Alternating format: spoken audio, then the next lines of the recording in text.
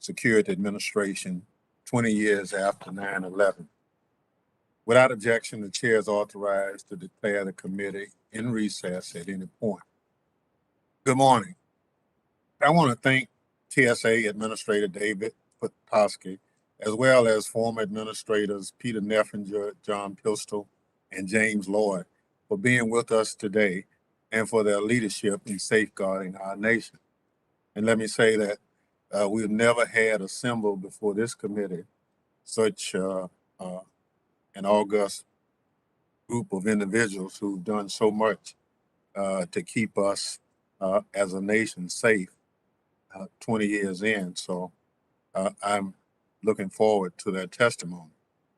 20 years ago, the morning of September 11th, the United States suffered the most devastating targeted attack in history. Thousands of lives were lost and many more was changed forever. In the weeks, months, and years that followed, the federal government engaged in a massive effort to reshape our security efforts and respond to new global threats. Most importantly, for today's hearing, it was clear that federal authorities needed to be responsible for safeguarding our nation's transportation system, and so Transportation Security Administration was born. In its 20-year history, TSA has had 7 Senate-confirmed administrators. 4 of them are with us today. Together, they represent the majority of the history of TSA, and they can speak to the incredible changes and growth the agency has undergone in the past 2 decades. When TSA began amid an uncertain threat picture, a rapid response required a one-size-fits-all approach to security measures, primarily using simple metal detectors and X-ray machines. Over the years, TSA has responded to evolving threats, evolving terrorist tactics to advance its approach to screening and vetting. Today, TSA utilizes modern technologies such as advanced imaging technology and computer tomography machines to detect a range of non-metallic weapons.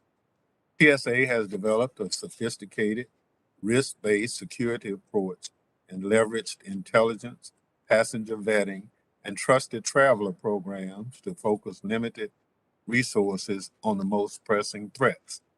TSA must continue to evolve because we continually face new kinds of threats. Today, threats are arising not just from violent terrorist groups, but from lone wolf actors, cyber criminals, public health emergencies, and unruly passengers.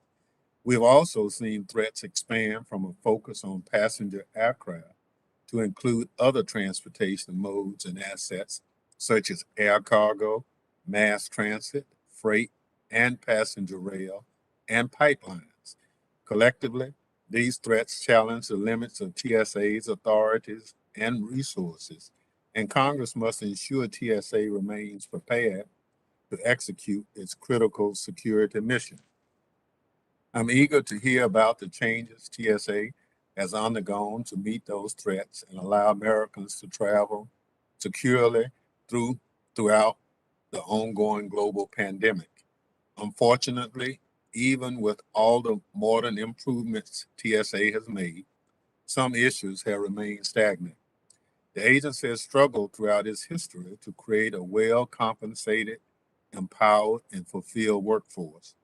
I'm happy to see the Biden administration taking steps to improve the situation. On Monday, Administrator Patoski announced a new memorandum of agreement with the Merit Systems Protection Board, Mspb, under which the Mspb has agreed to review adverse action appeals from frontline officers. This action responds to longstanding calls for a fair third-party disciplinary appeals process for the TSA workforce. I commend Administrator Petoskey, Secretary Mayorkas, and the Biden administration for taking this important step. Still, a change in the law and significant funding will be needed to provide TSA workers with the workplace rights and the competitive pay they deserve. To that end, I look forward to continuing to advance my bill, the Rights for TSA Workforce Act of 2021, with which this committee marked up in July. Before I close, I'd also note, as chairman, I strive to bring diverse witness panels before the committee. Although there have been some diversity among TSA's leadership over the years, only white male administrators have ever been confirmed by the Senate to lead the Transportation Security Administration. I hope TSA will increase the diversity of its leadership, both for its workforce as well as the American people. As we look ahead, the successes as well as the missteps of the past 2 decades will help guide our mission to provide Americans with a safe, efficient, and secure transportation system. I look forward to reflecting on those issues today. Before I recognize the ranking member, and without objection, I include in the record a statement from the American Federation of Government Employees on the subject of today's hearing. Again, I thank our witnesses for joining us and for their honorable and steadfast service to our nation. With that, I recognize the ranking member, the gentleman from New York, Mr. Katko, for an opening statement. Good morning, Mr. Chairman, and thank you for having this hearing today. I appreciate it. As you well know, I started out as a subcommittee chair for TSA on Homeland Security, so this is a topic that's always near and dear to my heart. On September 11, 2001, 19 hijackers proceeded through U.S. airport security and, once on board, commandeered 4 commercial aircraft, flying them into the World Trade Center in New York, the Pentagon, and a field in Shanksville, Pennsylvania. 2 of the people that were flight attendants on the American Airlines flight that crashed into the World Trade Center were friends of mine. The Transportation Security Administration was created in the months after this terrorist attack and made dramatic changes to our travel landscape. Gone are the days when you could arrive for a flight minutes before takeoff or meet your arriving family members at the gate. But with the immense help of the private sector, TSA quickly stood up and established a robust aviation screening system, and our nation is truly grateful. Over the past 20 years, TSA has continuously adapted their screening procedures based on critical intelligence and risk, while also expanding its focus on securing surface transportation. This is exactly the type of elasticity that the Homeland Security Committee in the wake of 9/11 envisioned. When our committee was in New York recently at the 9/11 Museum, a memorial for the 20th anniversary of that terrible day in our nation's history, we all reflected on the nearly 3,000 Americans that died on 9/11. We didn't believe it was possible at the time, but TSA and the Department of Homeland Security have been very successful in preventing a significant 9/11 style attack on our transportation system over the last 20 years. That's an amazing feat, and I want to keep it that way for the next 20 years. I know all the members of the committee feel the same way. Mr. Chairman, I ask unanimous consent to enter written testimonies from former Secretary Chertoff and former Administrator Hawley into the record. We appreciate their service as well as the service of the esteemed panelists who are here before the committee today. Without objection. Thank you. It is impressive that we will hear from 4 of the 7 Senate-confirmed TSA administrators. I'm going to thank all of you for all you have done and continue to do in keeping our country secure. As we approach TSA's 20th anniversary on November 19th, it is imperative that we now turn our attention to how TSA should be positioned to counter new and emerging threats we couldn't conceive of in the early days after 9/11. I'm extremely concerned that our withdrawal from Afghanistan will create a new safe haven for terrorists. Our homeland is again at risk with the rise of ISIS and Al-Qaeda in that region, where they now once again have found a comfortable home. As terrorist threats continue to evolve, TSA needs to accelerate its deployment of next generation technology and biometrics to the checkpoint. And we cannot delay these investments or accept movement at a snail's pace, lest we risk being caught flat-footed once again. These needed technologies include credential authentication technology, computed tomography, advanced imaging technology, standoff detection, and so much more. TSA must be agile and ensure that its workforce is positioned to counter the evolving threats we will see over the next 20 years. As former Administrator Kip Hawley said in his statement for the record, quote, "Intelligence and technology are critical to effective security, but people were and still are TSA's strongest asset," end quote. I wholeheartedly agree, and I thank the employees of TSA for their service to securing the nation's transportation systems. Their dedication has shown through as they have continued to perform their critical duties in the midst of a global pandemic. Over 10,000 TSA employees have tested positive for COVID-19, and 29 have tragically died. I've spoken to Administrator Petoski, my friend, regularly regarding my concern that the frontline TSA workforce is not paid enough, and I know he shares that concern. Transportation security officers have an important job, and their pay does not reflect it. I've heard time and again that the pay issues are going to be fixed, but they never are. I look forward to hearing from Administrator Petoski today on the details of the compensation he is providing to the frontline workforce and what Congress can do to support these pay initiatives. As we reflect on the past 20 years of TSA and its 20 years going forward, we must remember one thing. We must never, ever forget. And with that, Mr. Chairman, I yield back. Other members of the committee are reminded that under committee rules, opening statements may be submitted for the record. Members are also reminded that the committee will operate according to the guidelines laid out by the chairman and ranking member in our February 3rd colloquy regarding remote procedures. I now welcome our panel of witnesses.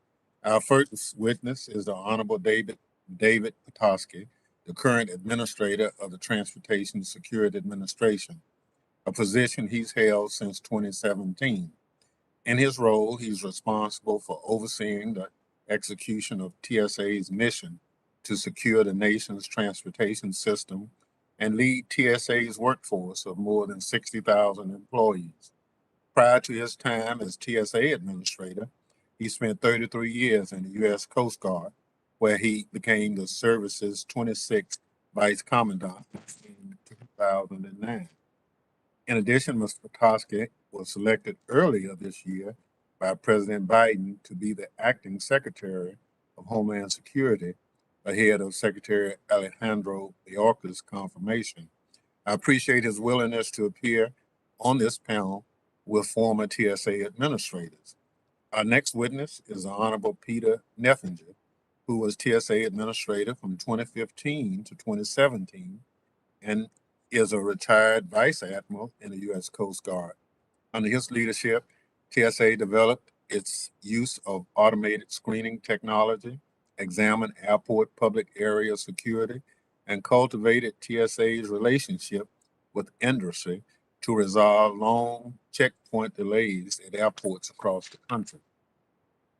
Vice Admiral Neffinger is a 34-year veteran of the U.S. Coast Guard, where he served as the 29th Vice Commandant before being nominated by President Barack Obama to be TSA Administrator. Our third witness is the Honorable John S. Pistol, the TSA Administrator from 2010 to 2014. He's the president of Anderson University, his alma mater, in Anderson, Indiana. During his tenure at TSA, Mr. Pistol oversaw the creation of the pre-check program and was the first administrator to grant TSA workforce limited collective bargaining rights.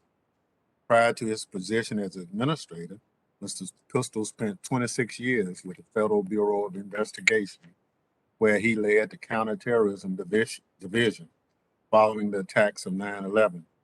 In October 2004, he rose to the position of Deputy Director of the FBI.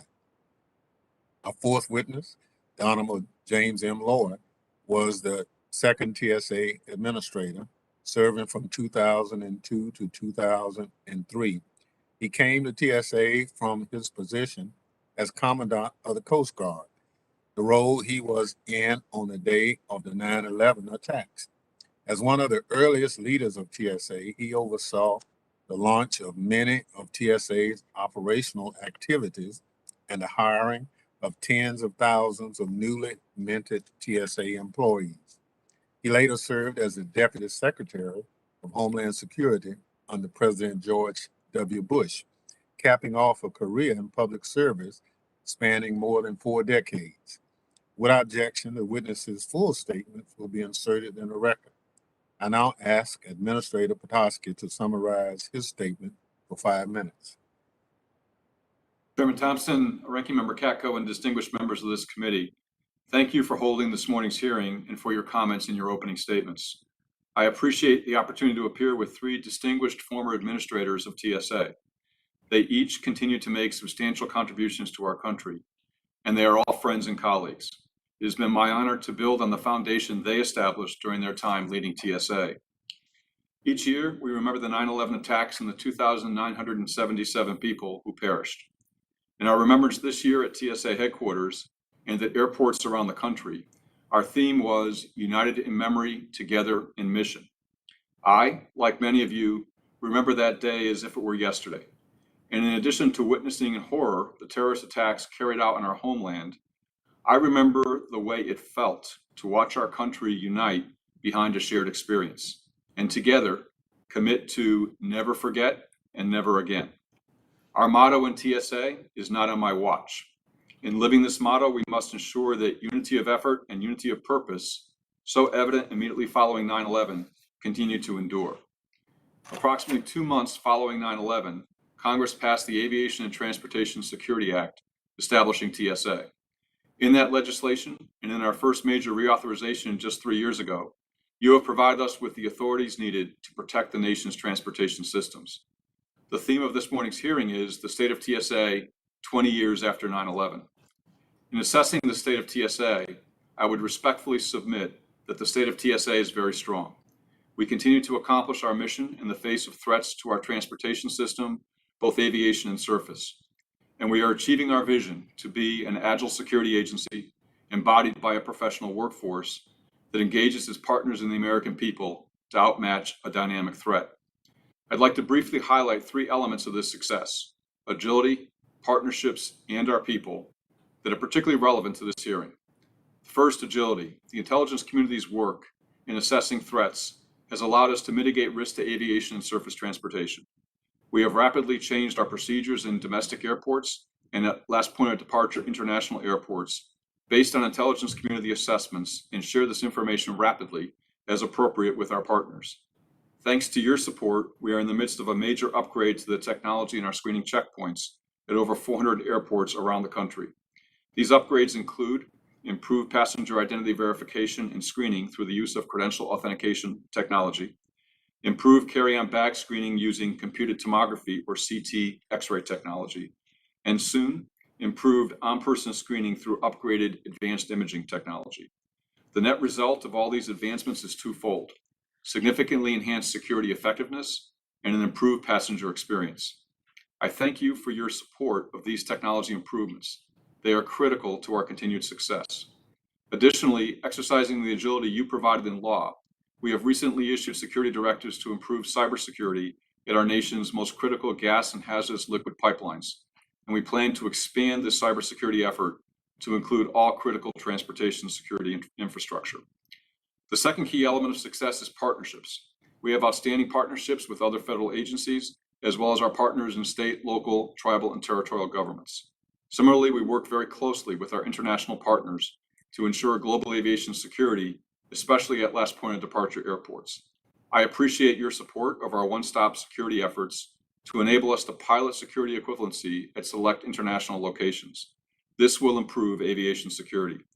I am very proud of the partnerships we have with the aviation and surface transportation owners and operators. This model of engagement has allowed us to improve security at a pace and level of sophistication that would not otherwise be possible. And with that, the security and convenience benefits to passengers who use these systems every day.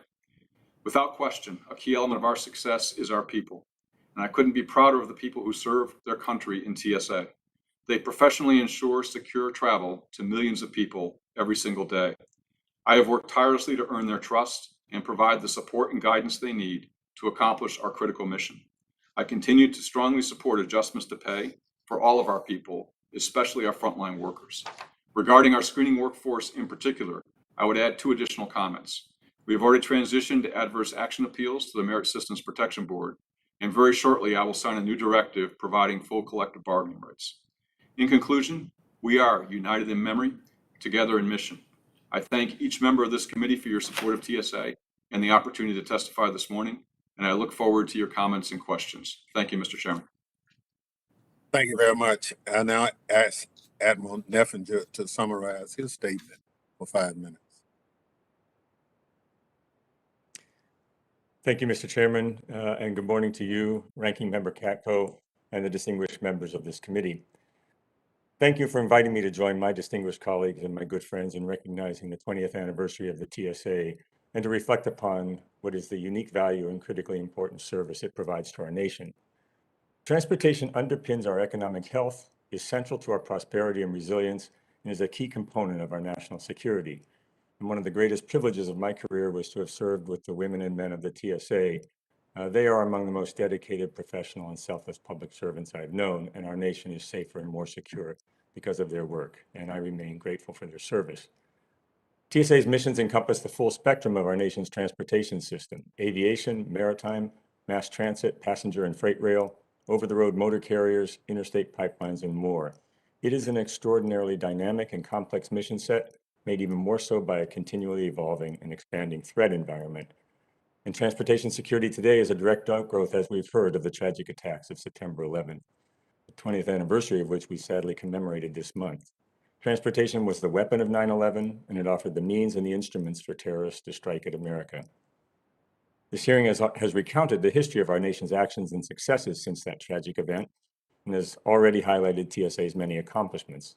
My colleagues will also describe in chilling detail the diverse array of new threats we face. Building upon this, I will add some thoughts looking forward. We are safer and more secure because of the security architecture we've built over the past 20 years. We've developed more capable systems and technologies. We've integrated and shared intelligence among many stakeholders. We've designed processes and procedures for vetting people who access or work in critical areas. And we've developed tactics and techniques to prevent large-scale attacks like 9/11 from happening again. We've become exceptionally adept at instituting countermeasures to the terrorist tactics we have seen and experienced. And such countermeasures are essential. Security is necessarily additive, as terrorists and criminals rarely remove a tool from their kit. However, today's security systems, as good as they are not sufficient for tomorrow's threats. Adversaries are agile, adaptive, aggressive, and creative. We have to be even more so. There is no perfect system, no ideal technology, and no we got it right moment. Success demands systems and technologies that are adaptive, innovative, and focused on imagining what might happen, in addition to protecting against what has happened. And that imagination is key. Terrorists and criminals are dangerous entrepreneurs, always seeking advantage and ever poised to exploit vulnerabilities. These include increasingly sophisticated interdependent cyber systems, the shocking lessons of the global COVID-19 pandemic, vulnerabilities presented by interconnected industrial control systems, and the growing sophistication and deployment of technologies such as unmanned systems and autonomous vehicles. Moreover, barriers to entry continue to lower, especially with respect to cyber. The Colonial Pipeline ransomware attack and the hacking of a major U.S. maritime port just last week dramatically illustrate the ease with which critical infrastructure can be attacked and disabled by remote cyber actors. Administrator Petoski has presented a compelling strategy for investment in the TSA workforce, including increasing pay and evolving and modernizing TSA's systems and architecture. The TSA Innovation Task Force and the Office of Requirements and Capabilities Analysis are working hard to imagine future threats and innovate faster than our adversaries. But their work requires predictable, stable, and reliable funding and support to succeed. And I urge this committee and Congress to fully fund TSA's strategy to ensure they'll continue to evolve faster than the threats we envision. I also urge you to support efforts to mature research and development efforts across DHS to include robust private sector engagement and open architecture standards. Coordinated, ongoing, operationally focused, and integrated R&D is fundamental to countering future threats. Security is a never-ending race, and we need to stay in the lead. I thank this committee for your continued and steadfast support of the TSA over the years and for support of its dedicated workforce, and I look forward to your comments and any questions you may have. Thank you again, Mr. Chairman and Ranking Member Katko and distinguished members. Thank you very much. I now ask Mr. Pistol to summarize his statement for 5 minutes. Thank you, Mr. Chairman. It's good to see you, sir. And Ranking Member Katko, just a personal note, I happened to be in your district on 9/11 20 years ago doing an FBI audit and inspection. It was in the federal courthouse when the planes hit there. So, and also thank you to the rest of the members of the committee and to the professional staff who make this hearing possible. I just have 3 points I'd like to make, Mr. Chairman and Ranking Member Katko. First, I strongly encourage you and the administration to continue support for the broad authorities for the TSA administrator, which each of the other former administrators and current administrator Petoski have exercised judiciously. Just a couple of examples, one from a threat perspective and one from an innovation perspective that I experienced in my 4.5 years as the administrator. One, we're all well familiar with the October 2010 AQAP toner cartridge plot out of Yemen, where 2 toner cartridge bombs were being sent from Sana'a, Yemen to Chicago. That plot was foiled by just great intelligence. So it wasn't because of great screening. And that actually came from the White House, the Deputy National Security Advisor at the time, John Brennan, before he went to the CIA, working with the head of the Ministry of Interior of the Kingdom of Saudi Arabia, and then the chief counsel at both TSA and the Department of Homeland Security, Office of Security Operations and International Affairs, along with the FBI, CIA, and State Department, and of course, all of those at DHS headquarters. I was able to issue emergency amendments, which literally barred any and all cargo from being shipped from Yemen to the U.S. Now, there are a number of ramification, unintended consequences of that action, but it kept future bombs from being shipped to the U.S. Second, on the innovation aspect of the broad authorities, with the terrific senior leadership team that I inherited at TSA and great support from then Secretary of Homeland Security Janet Napolitano and CBP Commissioner Alan Burson, we envisioned and launched the TSA PreCheck program, which is, of course, now a popular trusted traveler program with nearly 11 million people enrolled. In addition to those who do dual enrollment from CBP's Global Entry Program, a hugely successful trusted traveler program for international travels. So thank you, Chairman Thompson and other members of the committee who had the foresight and in crafting the legislation initially, standing up TSA to provide those authorities, because it gave me the opportunity to take immediate action to mitigate, one, a clear and present danger, and then also to implement a risk-based security initiative to facilitate smooth, safe travel for millions of law-abiding citizens, and to move, as you said, Mr. Chairman, from a one-size-fits-all to risk-based security approaches.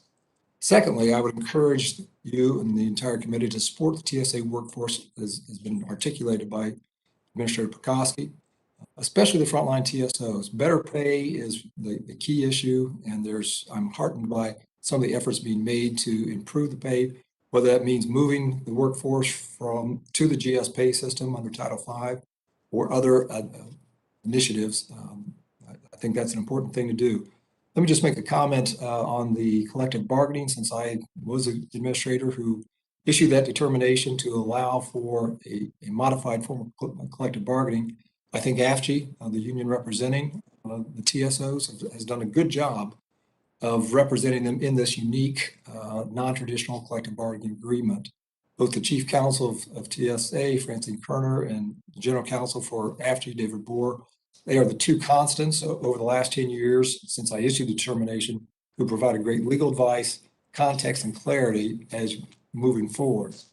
Then third is that I support and encourage what my 2 successors have done in terms of innovation, because we know innovation doesn't happen in a vacuum.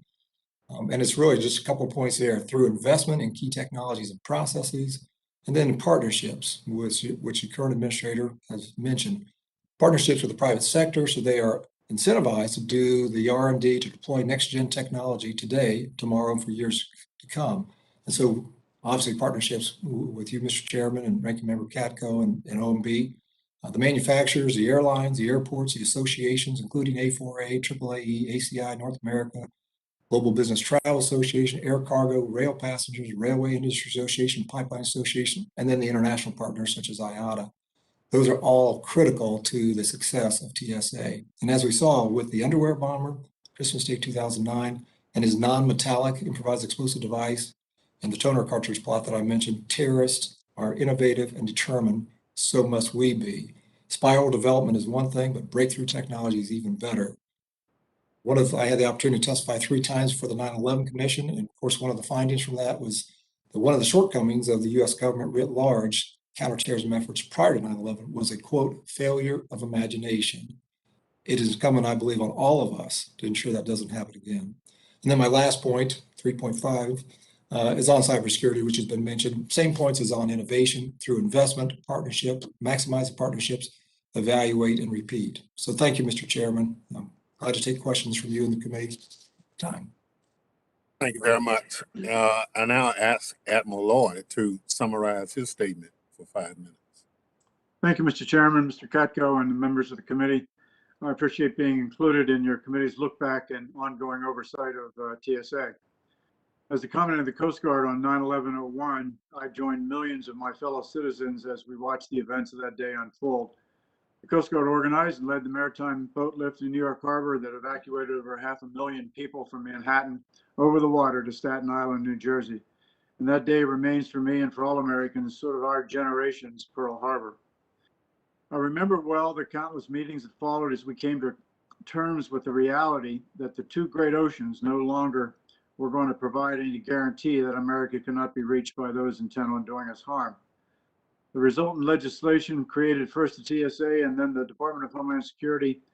Those pieces of legislation were announcements to the world that we had awakened to this new terrorism threat. The days that followed included the most significant and executive branch reorganization since 1947.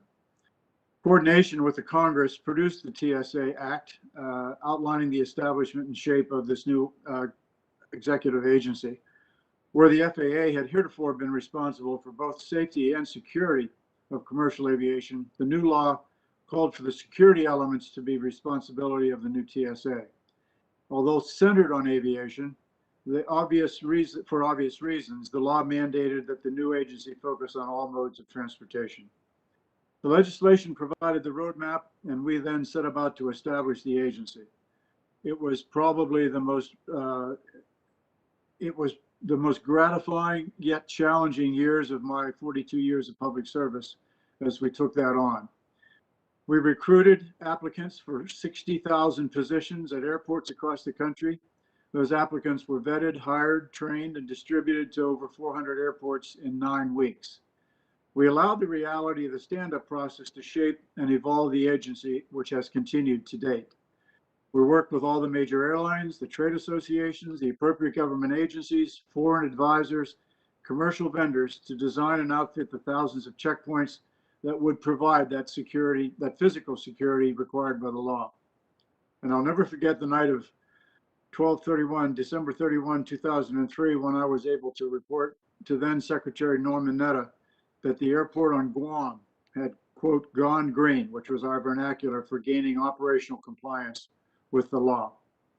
As in any endeavor of this magnitude, it required contributions from many to be accomplished well and on time. As is also the case with any such endeavor, changes were made in policy and practice as I and my successors in the administrator's chair led and managed the agency over the years, which you have already heard. Mr. Chairman, several things stand out to me as being deserving of the committee's ongoing attention. First, and it's been mentioned already, the adequacy of TSA's link to the intelligence community for threat analysis and for the evolution of what that threat means to the operating days and weeks of the agency itself. Secondly, adequate attention to all modes of transportation, not just aviation. It's clearly reasonable that we have focused on aviation over the years, but terrorist incidents, for example, in London in subway systems and Spain on rail systems, make those serious issues as well. And I appreciate the committee's ongoing attention to all modes of transportation, not just aviation. And then a constancy of focus on response and recovery, as well as preparedness and prevention planning for dealing with any scenario that would interrupt the transportation system. Mr. Chairman, we plank owners at TSA are enormously proud of our time standing up and leading the agency. We coined the motto, never forget, and just met together for the 20th annual ceremony remembering the events of 9/11/2001. The staff and employees all renewed their oath of commitment to remain vigilant in their quest to keep America secure. I take no comfort in the fact that 20 years have gone by without another 9/11. We have to remain vigilant and diligent and focus on today and tomorrow. And this hearing is, to me, a formal statement that about how important that relentless diligence is to keeping us safe going into the future. Thanks very much, Mr. Chairman. I look forward to your questions. I thank the witnesses for that testimony. Obviously, your unique role within TSA speaks for itself. So I remind each member that he or she will have 5 minutes to question the witnesses. I'll now recognize myself for questions. TSA is a unique agency within government. No other agency interacts so intimately with such a broad swath of the public on a daily basis. All of us can remember Lloyd when we first started. Um, we were basically trying to put it together because we needed to do it. So the men and women did a wonderful job. We've come a long way as an agency. We've done the threat analysis, and the threats have changed from time to time. But what I'd like to do is go from our current administrator back to Lloyd to talk about what did you find most challenging during your tenure leading TSA? If you could point to that issue that that you felt that you just had to somehow address, and with our current administrator, I'm sure you could start us off with that. Yes, Mr. Chairman, thank you. And I would say, the thing that I found most challenging is something we've already talked about this morning, and that is to ensure that we adequately compensate our workforce. I found no one disagrees with that at all. Everyone agrees. It's just finding the funding to be able to execute on that very important priority for all of us. And that's one of my very top priorities as the administrator. The other thing that I would mention from my 4 years plus now in this chair, one of the things that is very exciting about being the administrator of TSA, but really requires an awful lot of focus, is there are a lot of things that come up every single day. And there are a lot of priorities that any one of us would look at and say, we got to get that one done. We got to get that one done. And the challenge really and the opportunity is to establish those clear priorities so that we get a concrete set of actions in place. And the key here too, and my predecessors have already commented on this, is it is not just TSA acting alone. We have to act with our partners, because our partners are part and parcel of a successive security regime in this country. And so it's always providing that strategic direction to keep our focus on true north and to get the most important priorities done. But I would say, sir, the most challenging, and I hope to see some positive success on this over the course of the next several months, is on pay, particularly for our frontline workforce. Thank you. Admiral Nefflinger. Thank you, Mr. Chairman. I would certainly echo everything that Administrator Petoski just said. Getting adequate pay to the front line is critical and key. It's a very challenging and demanding job out there. And one of the things that really struck me when I came to TSA was how skilled those frontline TSOs are in that job. I think the average American citizen and the average traveler has no real appreciation for how much work it takes to be good at what they do out there. So let me echo that. And let me add, a couple of challenges that I saw. As you know, I was during my tenure was a time when we saw a dramatic and significant increase in the number of people traveling on a daily basis. We climbed over 2 million passengers a day on average, screening through TSA checkpoints, and that was in the face of some staff shortages and some other challenges that we had based upon DHS-IG findings that were inadvertently or leaked, classified report that was leaked to the public, and put TSA into a lot of crisis situation and demoralized the frontline workforce. So I would say one of the greatest challenges I faced was rebuilding confidence in the agency and rebuilding a sense of purpose to the frontline workforce that was unfortunately the brunt of most of the criticism that came out. As I said during that time, if there's criticism to be had, it's not the frontline workforce that deserved it. It was the people who led the agency that failed the frontline workforce. So I think it was, in my mind, that was it was one of the more gratifying aspects of my tenure as I watched that frontline workforce really regain its confidence and focus on getting good at what they did again. But that was a particularly challenging time, I think, for TSA, and I've been really proud of what they've accomplished since and have continued to accomplish under the current administrator. Thank you, Mr. Chairman. Thank you. Mr. Pistol? Thank you, Chairman Thompson. I think when I arrived as administrator in the summer of 2010, part of it was to provide the opportunities to go from the one-size-fits-all to risk-based security using some common sense things. And then also helping professionalize the workforce in a way that they had not been afforded that opportunity previously by creating the TSA Academy down at FLETC, and then also creating, expanding on the Office of Workforce Engagement, and then the Office of Professional Responsibilities. So I'd come from the FBI, an agency that's been around more than 100 years, had time to really build some of that infrastructure to say, and systems and processes to say, here's how consistent, fair adjudication of misconduct or other things should be. And so I was given that opportunity, and with a great support from the department, from you and others on the Hill, and obviously from the workforce to say, yes, let's take these steps to help professionalize and provide that exceptional service that is expected for those 2 million plus passengers a day. So those are some of the challenges and highlights. Admiral Lloyd? Thanks, Mr. Chairman. I think my recollection, in the stand-up process was the very simple recognition from those of us who were in the middle of the crucible, so to speak, recognizing that we didn't have a corner on the market of good ideas. We reached out, as you have defined, partnerships to so many different players, trade associations of commercial aviation and the land transportation elements of our country.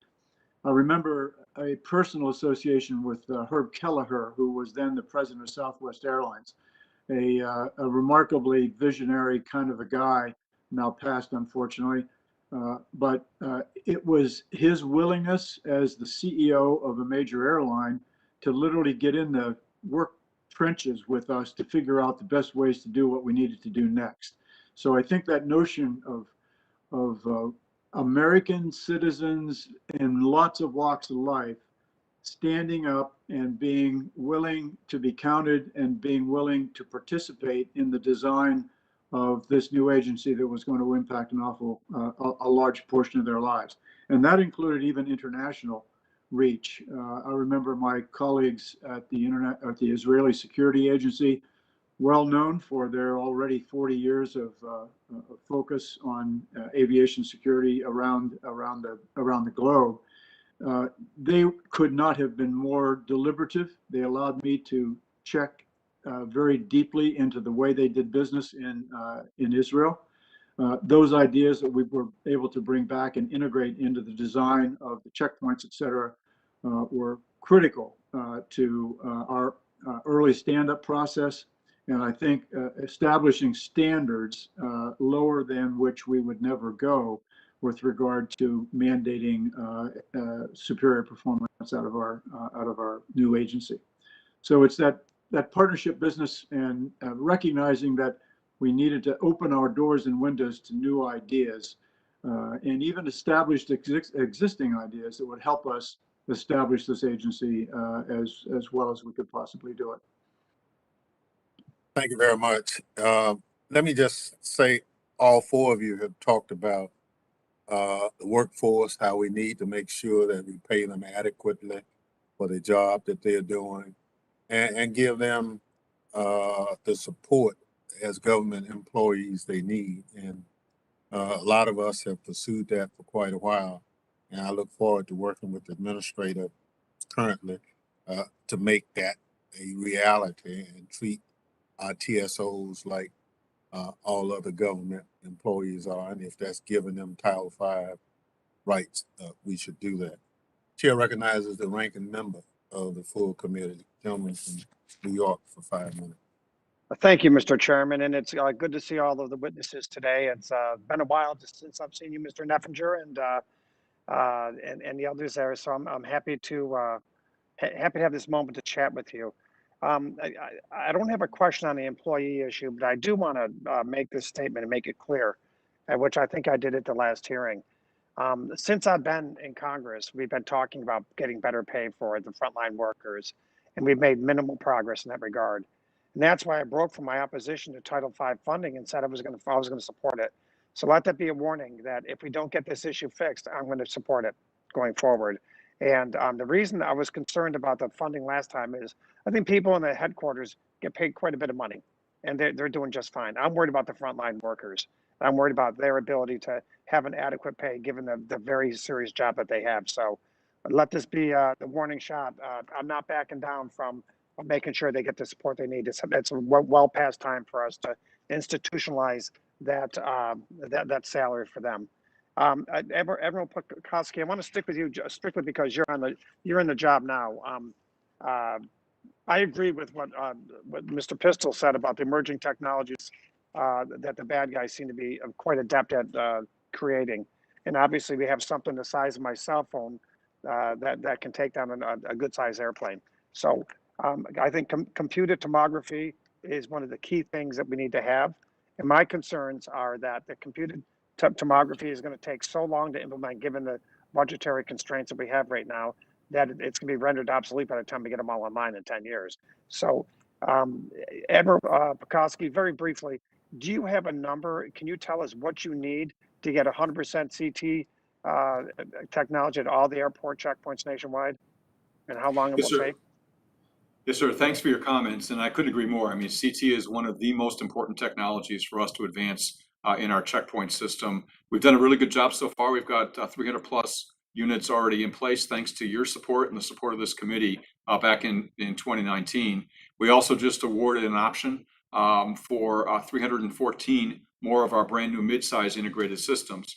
But when I look at the length of time it's going to take us to get to all 2,400 plus X-ray systems currently in the country, that's a very, very long time.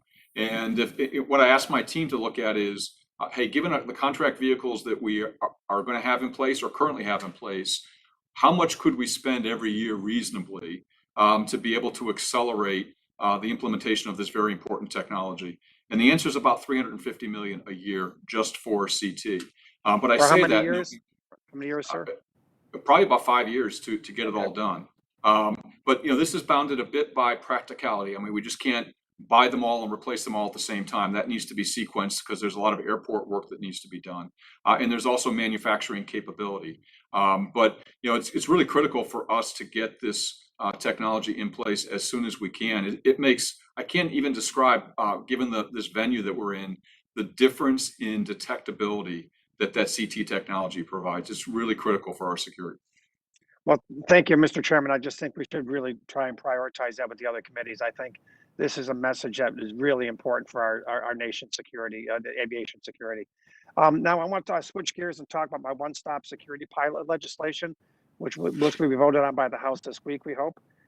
It's an important bipartisan legislation, Mr. Petoski, which will raise the global baseline of aviation security, and it will improve post-pandemic travel. So, Administrator Petoski, could you explain how one-step screening will streamline international travel while also enhancing global aviation security standards? Yes, sir. And I'll start with how it will enhance global aviation security. And it will do that in a number of ways. One, it will improve the technology baseline globally with the airports that we have one-stop agreements with, because we will specify what standards to screening that we require and our partners are going to require for the other direction coming to them. We'll also promote the establishment of common standards for this technology around the globe, particularly in the nations that have the most advanced aviation systems. And we feel that will drive the technology industry to build to those standards. So in toto, it brings the entire global aviation system up to a much higher level.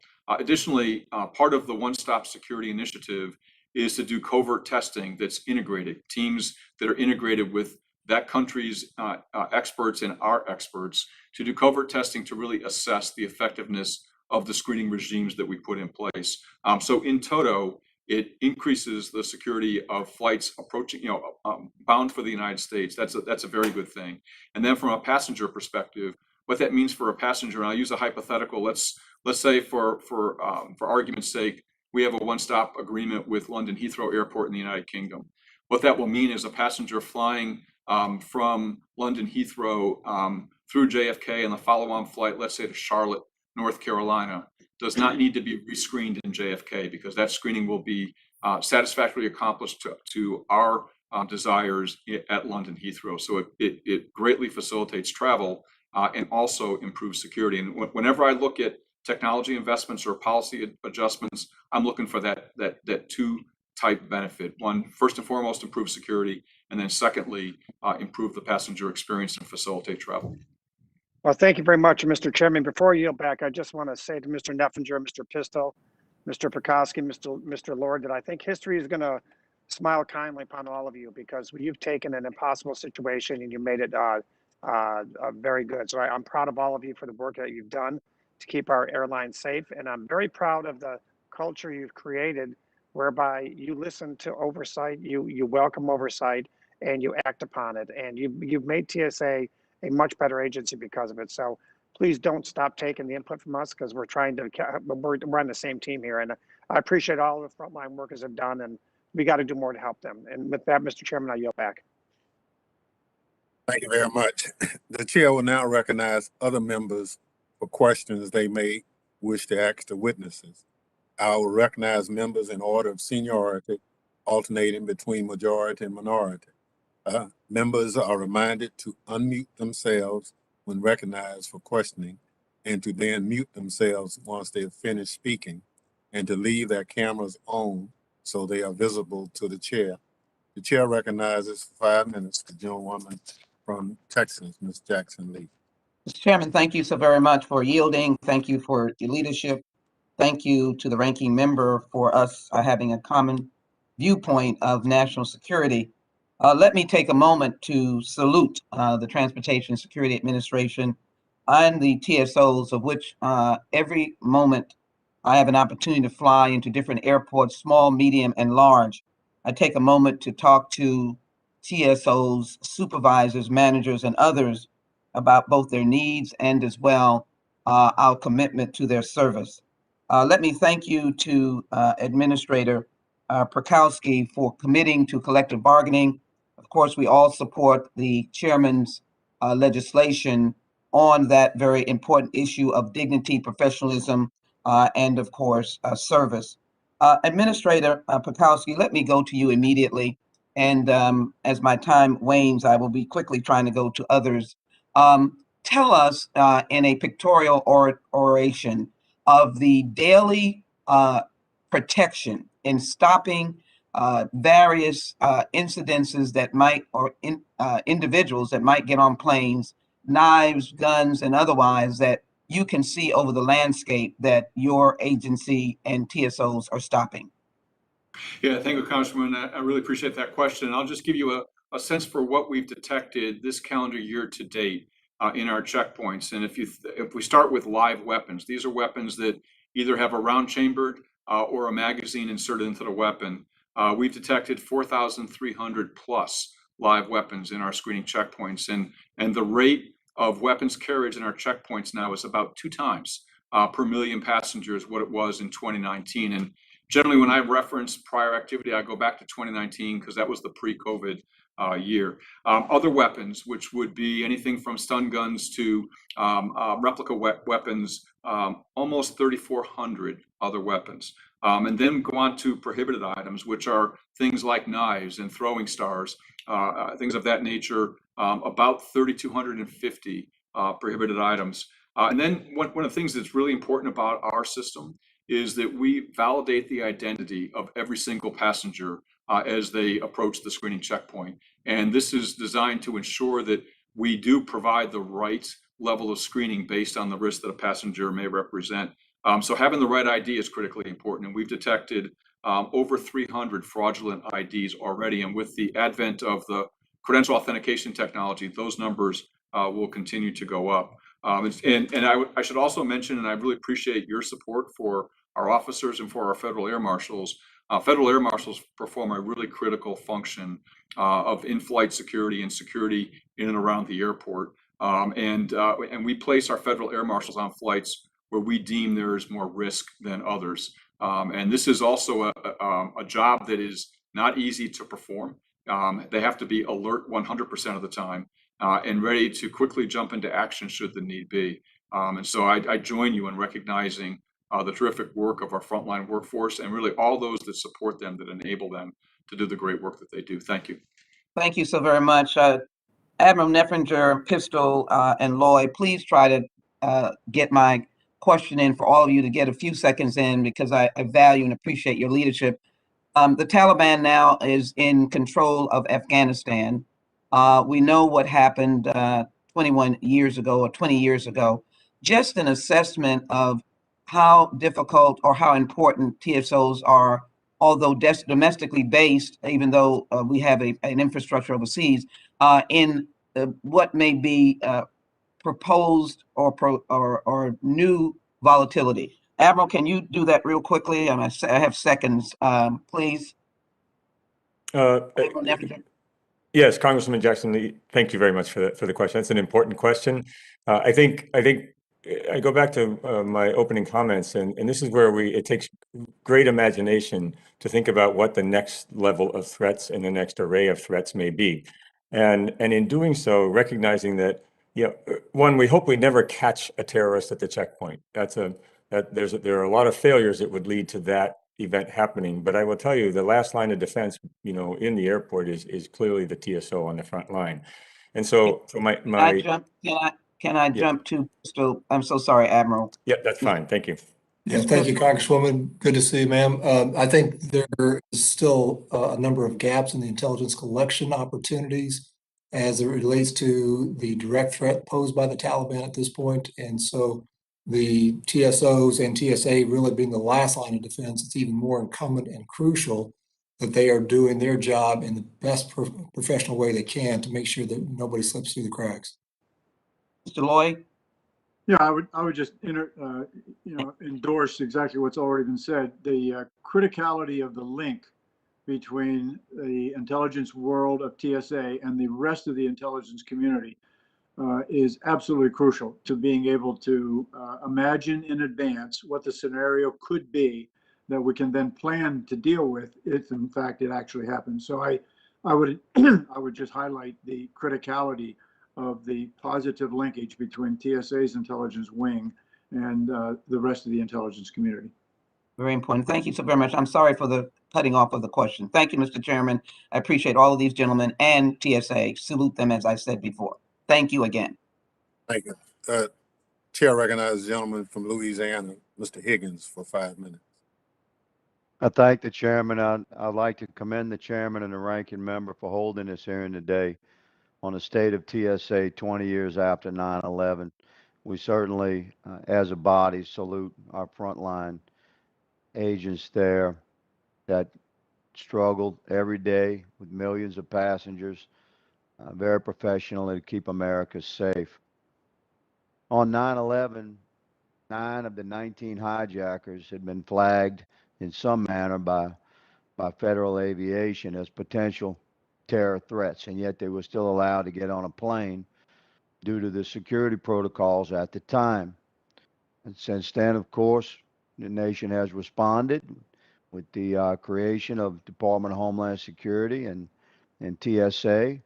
And over the last 20 years, we have adjusted as American citizens to this new enhanced level of screening and safety.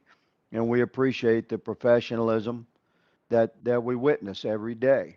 We have evolved, TSA has changed, and American citizens have adapted to those changes. We expect that the intelligence failures prior to 9/11 will not be repeated. The Pentagon is actively warning Congress of the increased likelihood of terrorist attacks on U.S. soil. It is critical that in this time of heightened threat levels, that all gaps in our national security are reviewed and sufficiently addressed. just with that spirit that I point out, the TSA website currently has 16 forms of identification that are accepted to get on an airplane. These documents are not codified in law and are subject to change based on bureaucratic orders and rules.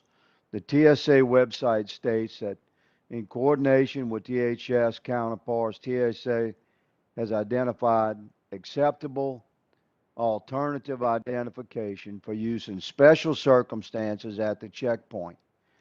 Now, many would consider this a loophole that has allowed undocumented human beings to access our airplanes across the country through TSA.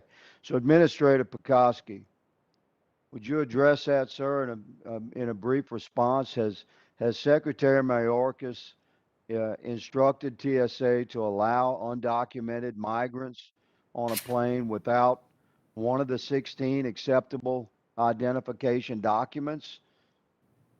No, sir, we work very hard with undocumented new arrivals into the country that need follow-on air travel to ensure that we're sure who they are, and we work very closely. Wait, excuse me, good sir.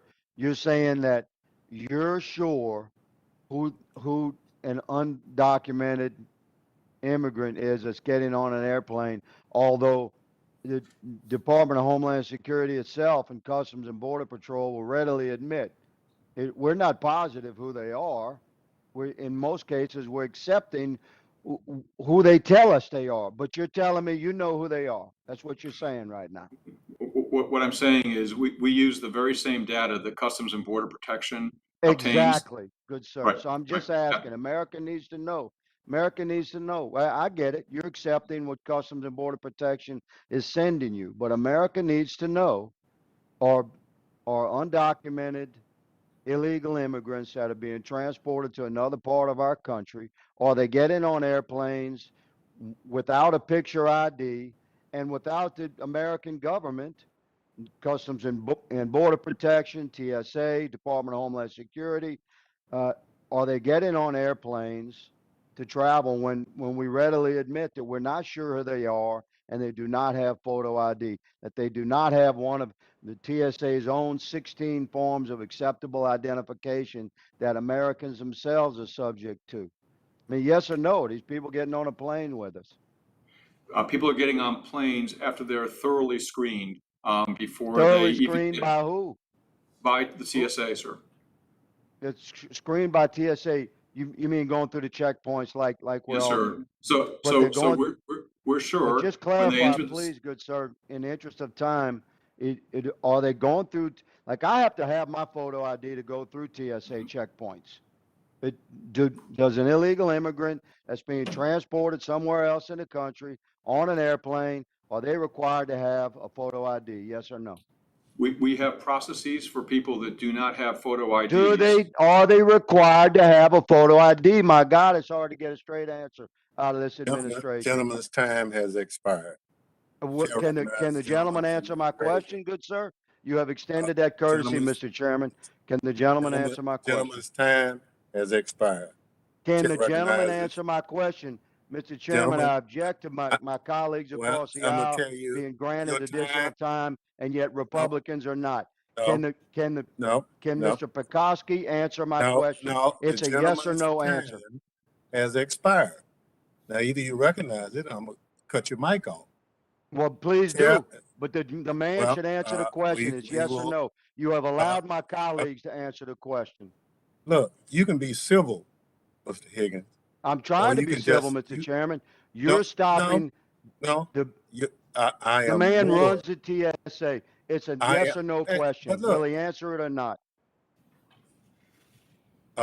I'm not gonna put the administrator in this position. Your time has expired. Chair Wow. recognizes the gentleman Thank you, Mr. from Chairman. New Jersey, Mr. Payne.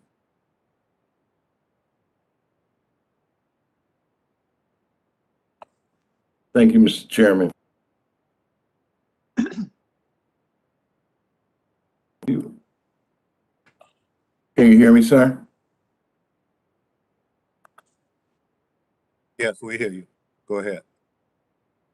Thank you.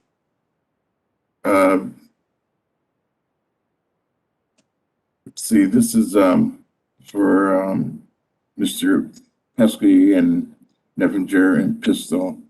Over the years, TSA has rolled out very sophisticated technologies and policies to provide formidable defense against potential terrorist attacks. Unfortunately, TSO pay and benefits have not evolved with the rest of the agency, as many longtime employees remain near the bottom of the pay band. Unlike the general schedule or the GS pay system used by most federal agencies, the TSA pay system has not historically provided for regular salary increases. Salary increases are not built into TSA's baseline budget, and identifying funding for fixing the problem of low pay has proven to be difficult for Congress and multiple administrations across party lines. Do you believe TSA employees should receive regular salary increases at the same level as most other federal employees? And that's a yes and no for everyone. Yes, sir. Yes, I do. Yes, I do. Absolutely. Great. We're all on the same page. But it seems like it's been a 20-year effort to get this enacted. Would having such salary increases required under the law make funding such increases through the annual budget and appropriations process easier? Yes, sir. Yeah, yes, sir, it would. Okay. Well, I thank you all for the concise answers. I just don't understand why, with the legislation that the chairman has put forth, we cannot get to the end goal of making our TSOs the front line, the men and women in the field that have kept us safe for 20 years cannot be compensated in the manner in which they should be. It is just a failure on our part, all of us here in these positions, that has not happened. And it really pains me to see this constant, I don't know, situation where the people working the hardest, the people on the front lines, the people that are doing the grunt work at times are never compensated as well as the people sitting in the lofty offices. And it's just not right. It harkens back, to a history in this country where the people working the hardest are treated the worst. And we just have to stop it. With that, Mr. Chairman, I'll yield back. Gentleman yield back. Chair recognizes gentleman from Mississippi for 5 minutes, Mr. Guest. Thank you, Mr. Chairman. Mr. Bukowski, I want to thank you for being here. I want to thank you for the hard work that your men and women do every day in keeping the traveling public safe. We know that TSA officers are dedicated and they are hardworking public servants that do a difficult job, and we know the importance of that job in protecting our homeland. I want to follow up very briefly on Congressman Higgins' questioning as it relates to the importance of photo ID in the screening process. And we know that that is something that has been required now since 9/11 for members of the traveling public to show some sort of photo ID. We know that that is something that your men and women use during that screening process. I know firsthand from when I was down on the border at McAllen, seeing immigrants who were in the airport waiting to board flights that did not have that photo ID. And so my question to you is, how can we adequately screen migrants without a photo identification? If we are going to require that of every American who is getting on a plane, how can we adequately screen those who do not have that photo ID available to them? Yes, sir. With migrants that may not have a photo ID in their possession, we rely on the biographic and biometric information that CBP has collected when they cross the border. When we have the technology to have that information right in front of us as the person is presenting themselves for screening. Additionally, our protocols always require different levels of screening based on the level of identity verification that we have.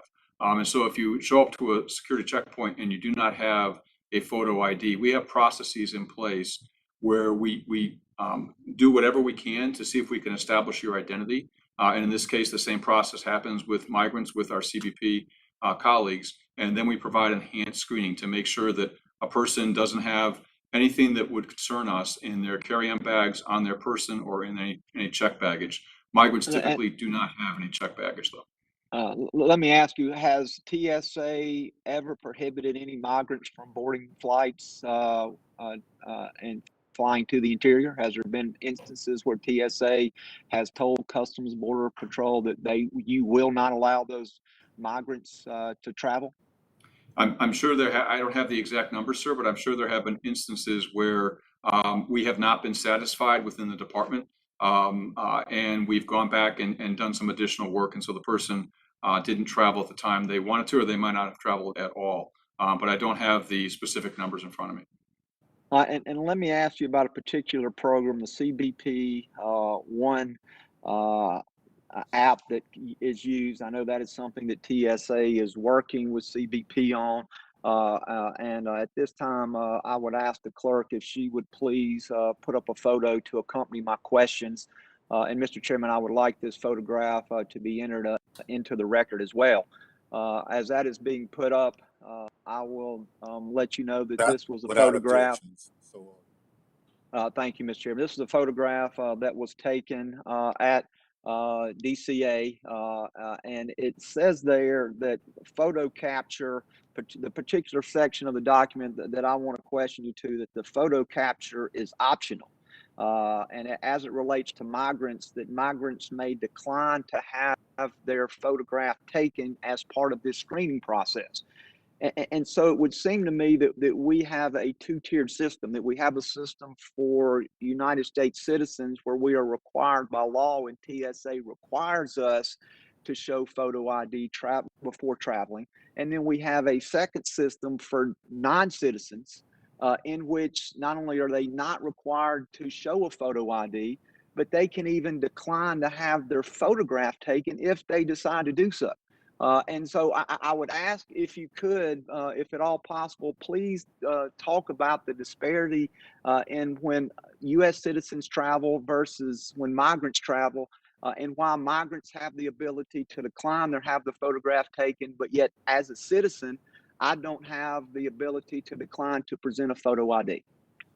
Yes, sir. I'm unaware of any circumstance where an undocumented individual has declined to have their photo taken. But they do have that option, do they not? From the document there, clearly the document states not once but twice that they have the option, and not trying to be argumentative, but Right. you would agree with me that document says on two different occasions that they have the option to decline to have their photograph taken. Again, I'm not aware of any circumstance where that has occurred. Gentleman's time has expired. Chair recognizes the gentleman from California, Mr. Correa. Thank you, Mr. Chairman. Can you hear me okay? Yes, I can. Just wanted to thank you, Mr. Chairman, and our ranking member, Mr. Katko, for holding this hearing. I was also in New York to commemorate solemn remembrance of the 20th anniversary of 9/11. And Mr. Petoski, you're absolutely right. United in memory, together in mission. I remember 20 years ago watching civilians run from those burning buildings while the first responders were essentially running in, knowing that we're probably facing certain death. That moment did unite us in America. But today, the lessons are we also have to be ready. And that's what this hearing is all about. We talk about today about our TSA frontline workers. I also chaired the subcommittee on transportation and maritime. So this issue is very near and dear to my heart. But, you know, I look at the issue of equity and pay, not as an issue of pay, but rather professionalism. Nobody would question what we pay our police officers or FBI agents, because they do the job and they put their lives out there. And one of you witnesses mentioned that the last line of defense for airlines is essentially those TSA officers, those people who are looking into the screens, who are looking at us, who are really being pains to the passengers for making those passengers open their luggage, look in their places to make sure there's nothing there that shouldn't be going into a plane. So we have to make sure they're professionals. It's not only about pay, it's about to make sure that these folks are there for 30 years. We need their professional expertise to protect us in the air. So, you know, Mr. Petoski, I would ask you to continue to think about it as professionalizing the workforce and make sure that Americans have the best line of defense. Their last line of defense is their best. I have a question for you, similar to Mr. Higgins when it comes to IDs. Remembering 911, those folks that got on those airlines had valid IDs. The problem we had was a break in our intelligence system. We knew those folks maybe should have been questioned twice before they got on a flight, but they weren't. We were acting, Homeland Security, in silos. And number two, the issue of IDs, I think, is secondary to making sure that those people don't have an explosive on them and making sure that they can actually should be boarding a plane. We can have an ID anywhere in the world, valid visa, valid passport, and get on a flight. We just have to make sure that we coordinate intel with the rest of the world, with our friends and frenemies, so to speak, to make sure somebody doesn't bring down a flight. So my question in the last few moments that I have, sir, is how are we working to make sure, number one, TSA is no longer in silos, but sharing that information. And number two, you're working with the folks across the pond, South America, to make sure we have the best intel available. Thank you. Yes, sir. Congressman Correa, thank you very much for your comments. I couldn't agree more. And what I would say is that in addition to the comments you made, you know, TSO officers, transportation security officers, they are the last line of defense. They have enormous responsibility on their shoulders. It's our job to give them the discretion, the procedures, and the technology so that they're successful in their very important mission. The other thing I would emphasize is, you know, our system is built on layers of security. We don't rely on any single layer to ensure that somebody who gets on a plane shouldn't be on a plane. We have multiple layers. As Mr. Neffinger mentioned at the very beginning, in many ways, if a terrorist presents themselves for screening, we've already had some issues in the other layers that should have picked that up before that person even arrived. And then going back to the migrants for a second, the non-documented individuals with follow-on travel in this country, we have captured their biometrics when they cross the border. The one app does that. Those biometrics are compared to our screening databases in our secure flight system. So there is, given the biometric, there is some surety that that person is not listed on any of our watch lists and has travel. And then, as you mentioned, we do the right screening level based on the information we have and the risk that the individual presents. The last thing I'll mention, sir, very quickly is one of those layers, and you talk about 9/11, one of those layers now is a very robust Federal Air Marshal Service that are assigned to flights based on the risk of the flight. And they are an incredibly professional group of individuals, and their mission is to prevent a terrorist attack in flight. Thank you very much. Mr. Chairman, how much time do I have, or is my time out? Gentleman's time has expired. Thank you, Mr. Chairman. I yield. Chair recognizes the gentleman from South Carolina, Mr. Norman. Thank you, Mr. Chairman. Administrator Petoski, did you say that when Congressman Guest put up on the TSA website that a photo capture is voluntary, are you denying that? Are you saying that doesn't exist? No, sir, I'm not denying it. I'm saying I'm unaware of any situation where that has occurred. And additionally, their biometric has already been checked with the checks that we would make in our secure flight system as they cross the border. Okay, let me ask you this. How do you check biometrics when they cross illegally, when they don't go through the screening process? Walk me through how you get the biometrics if they cross the border illegally. Right. Well, so if we have somebody present at the screening checkpoint that does not have. Chair, I'm saying if they cross illegally where they don't go through the screening process, walk me through what you do to get the biometrics when there's no screening to them. They're illegal. Correct. And so those individuals would generally not be allowed access to the screening checkpoint. These are the folks that are undocumented. If they cross, you're not answering my question. It's a simple question. If you come across, you don't have the biometrics. If they go to the airport, you have no documentation.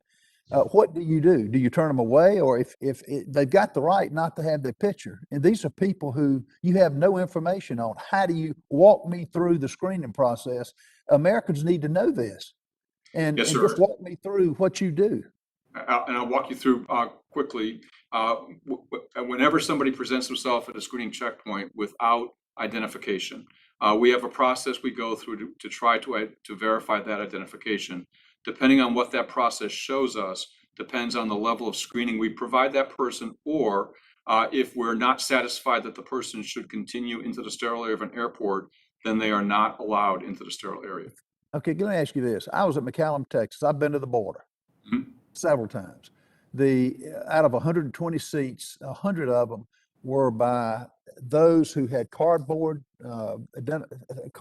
things across their necks saying, we don't speak English, show me which airport to get on, which airplane to get on. They were allowed to get on. How do you explain that?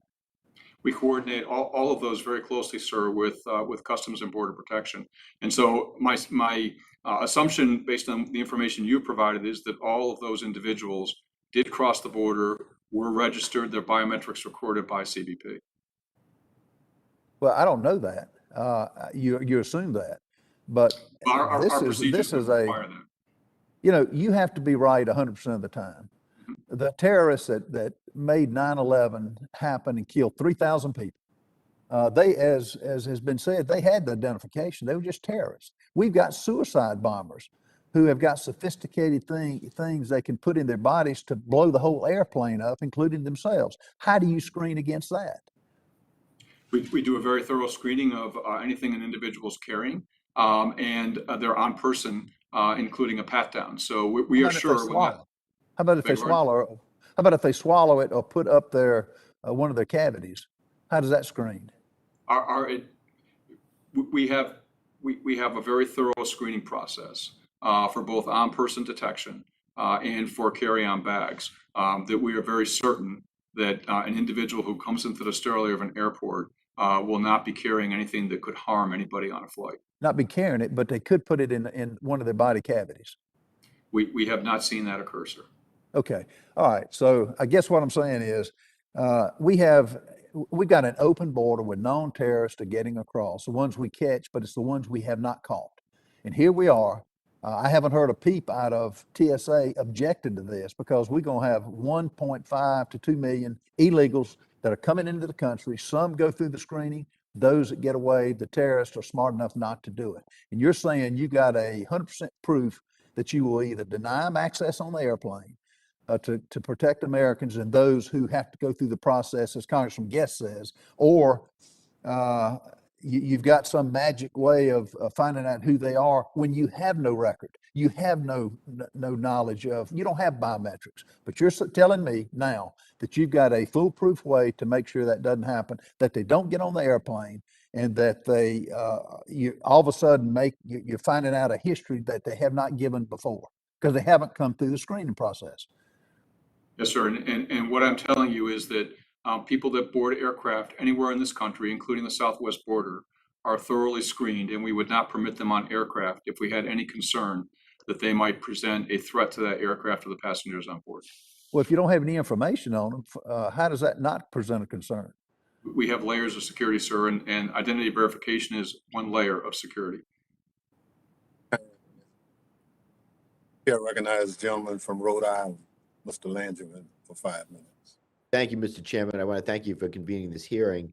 Administrator Petoski, I want to begin by thanking you for your many years of service to our nation. And I want to begin also by thanking you for your work on cybersecurity at TSA, specifically for your release of 2 pipeline security directives in the wake of the Colonial Pipeline incident. I am, however, concerned that the second of these directives was not made public. I understand, of course, the reluctance to publish security directives may be rooted in existing TSA practice, like aviation security. I know you and I had that conversation on the phone yesterday. Certainly understand that part of it, but knowing the specifics of airport screening protocols would be highly useful, to terrorist groups who otherwise would need to physically surveil airports to identify vulnerabilities that could enable terrorist attacks.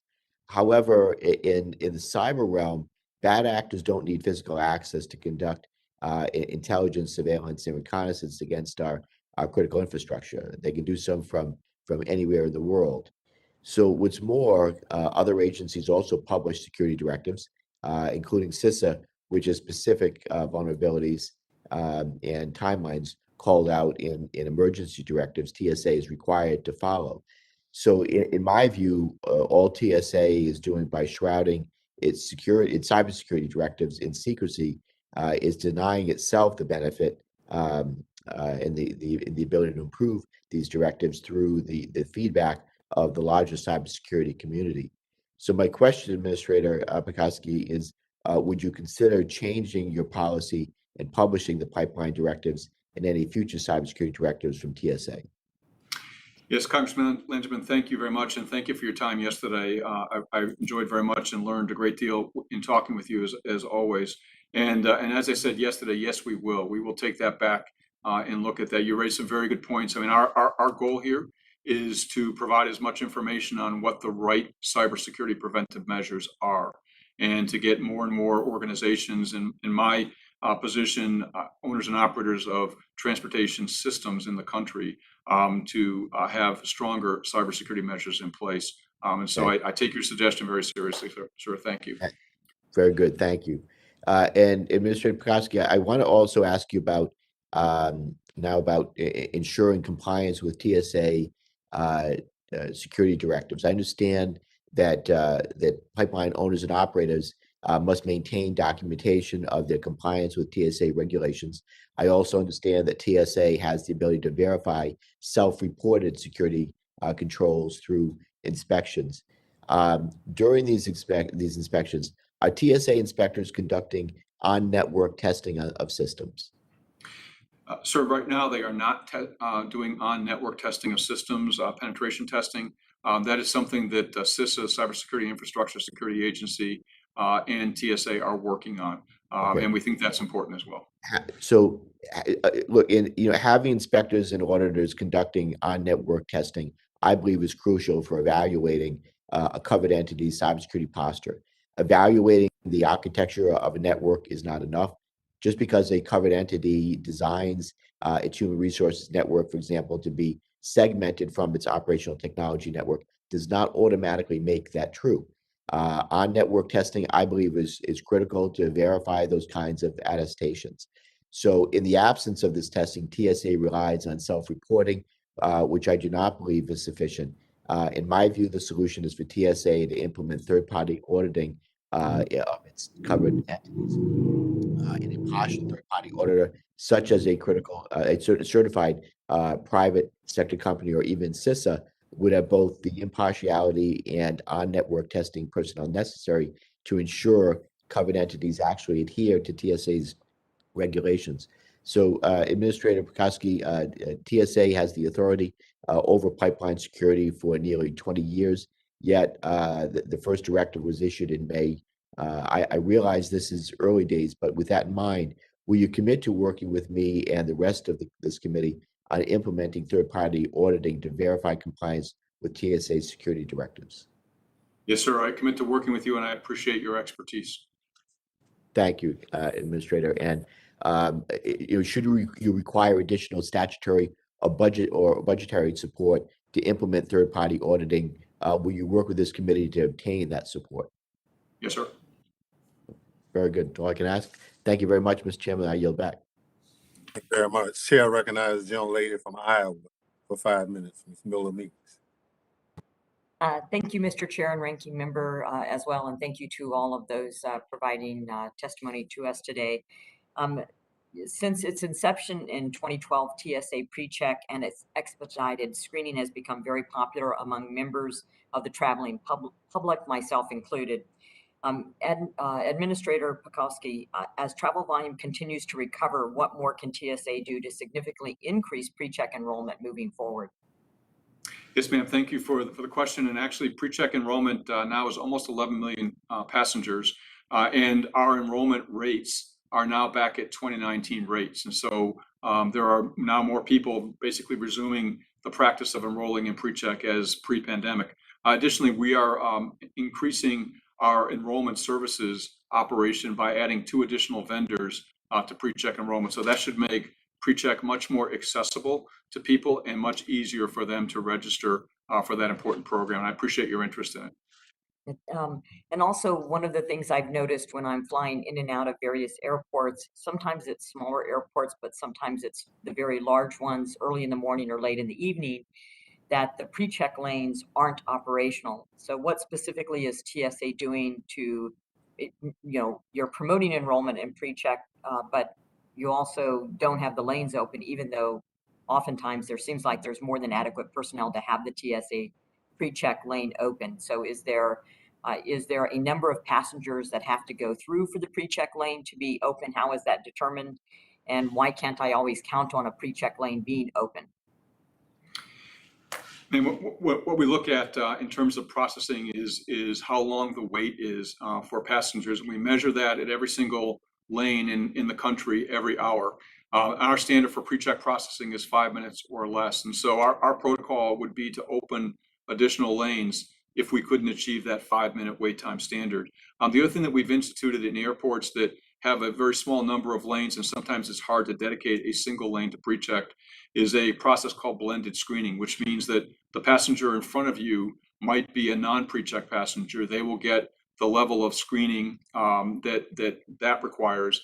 The next person, yourself, for example, as a PreCheck passenger, would then get PreCheck screening. And so we're using that to provide passengers with the convenience of PreCheck and the speed of PreCheck. But whenever we see the wait time ticking up beyond 5 minutes overall, then that's the time to open up an additional lane. Yeah, I think the challenge is that those individuals who have PreCheck clearance or have clear typically are very efficient in how they package their materials, and people that aren't, that blended screening takes a lot of time because the person in front of you may not, they have to take their liquids out, they have to take their laptop out, they have to take their belts, their keys, their coins, etc. So you understand the dilemma it poses, but it's good to know that it's a 5-minute waiting period. So I'll keep track of that in the future and then let you know. And then lastly, Apple recently announced that it is partnering with the TSA to have its customers use mobile driver's licenses on their phones or watches as proof of identification at certain airport checkpoints. Now, to me, this collaboration seems very exciting. I always worry about losing my driver's license when I put it away to quickly go through the screening process. So, when should we expect to see this technology at airport checkpoints and at which states? And please explain the TSA's approach to incorporating this security and efficiency benefits that digital identity provides at the checkpoint.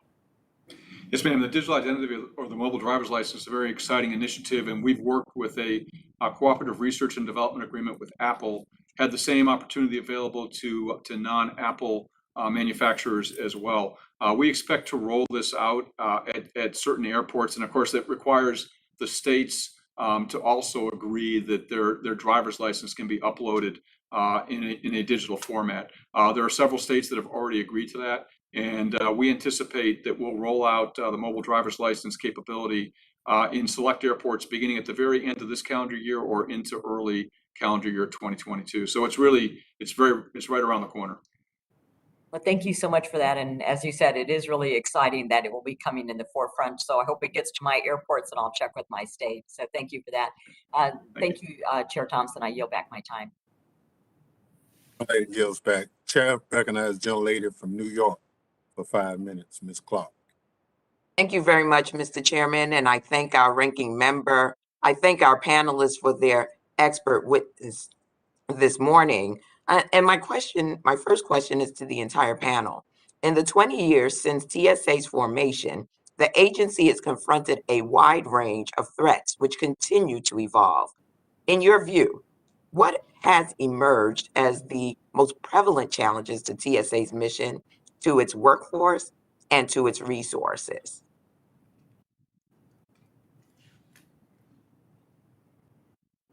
Administrator Petoski, why don't we just start with you? Okay, thank you, ma'am. Appreciate that. And with respect to the threat picture, I mean, the thing that's emerged over the past several years is the prevalence of a domestic terror threat, which is very different from a foreign-based or foreign-inspired terrorist. And it's required us to refocus our effort. We have a very mature risk identification and risk management process in TSA. It impacts both the aviation sector and all of the surface modes of transportation. So there's a change in the threat, and additionally, the threat is not just physical any longer. There's a physical threat and a cyber threat that's developed, and we saw that with our directives to the pipeline industry following the Colonial Pipeline ransomware attack. So we adjust based on the changes to the threat and the linkages that we have to the intelligence community to make sure that we're staying ahead of where the threat is going. We change our procedures, we change our technology in that regard. And I hope that's responsive to your question. And what would you say that threat has presented to the workforce? Is there a need for additional training and resources specific to that training?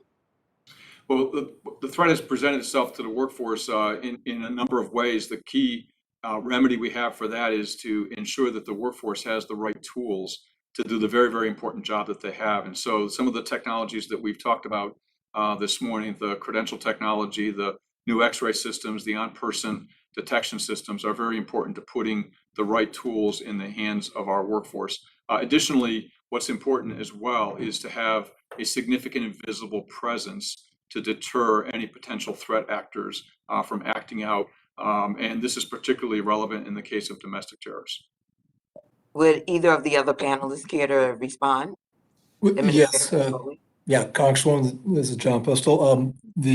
Fortunately, in addition to the deaths of TSOs from COVID, it was during my tenure that the murder, the execution of TSO Gerardo Hernandez at LAX occurred by, however, this disgruntled, mentally health challenged individual who shot him in the back and then shot 2 other TSOs. So that's always an issue of on the minds of TSOs and of concern that what happens when somebody who with that mindset and with a weapon can simply walk into an airport before going through any security and open fire. So that's something that I think it's a challenge, because in working closely with the airport police, the sworn law enforcement, in addition to some other resources, that is one of the things that continues to be of issue, I believe. And Congresswoman Clark, let me just add to what Mr. Pistol said. I was in Brussels Airport on the morning of March 22nd, 2016, when the Brussels Airport attacks, 2 suicide bombers detonated their large suitcase bombs in the public area. So I think the public areas of the airport are far more challenging now than they used to be, and are clearly a potential target area. So we've done a great job of keeping people from getting into sterile areas of airport, but those public areas are of great concern. And as people can rapidly radicalize because of the ability to find like-minded ideological individuals on the internet and through social media, it becomes much more challenging to stay ahead of that. And in keeping that, I guess, Administrator Petoski, TSA has had to work closely with other agencies across federal government throughout the COVID-19 pandemic. Has TSA's collaboration with other federal agencies matured since its founding? And are there areas in which TSA still needs to improve its interagency coordination efforts? I mean, I think our interagency coordination efforts are quite outstanding. We have very, very strong relationships across the board with all of our interagency partners. I think the continued area of focus for us, and it's not that the relationships need improvement, it's just that the focus is going to be even more so on the surface transportation systems and the modes of surface transportation safety that exists in the Department of Transportation. But the relationships, I think, are very, very strong and very important to us. Thank you. I yield back, Mr. Chairman. Thank you, gentlemen. Thank you. Chair recognizes the gentleman from Michigan for 5 minutes, Mr. Meyer. Thank you, Mr. Chairman, and thank you to our witnesses for joining us here today. I appreciate this timely and important look back on the 20th anniversary thereabouts of the founding of the Transportation Security Administration and of our differing approach to travel security and airport security, but not limited to that. And that touches upon my first question for the administrator. While most of the TSA resources have been focused on commercial aviation, your agency also has responsibility for the security of mass transit, for freight rail, elements of highway infrastructure, and other critical transportation sectors. The ransomware attack in the Colonial Pipeline earlier this year was the first opportunity for many of us to learn that TSA also had responsibility for pipeline security. So I guess my question to you, Mr. Administrator, is how is the TSA ensuring that these missions are receiving adequate attention and resources? Are there any components of the broad mission apart from airport security that have been historically underfunded or neglected, either by Congress or DHS leadership?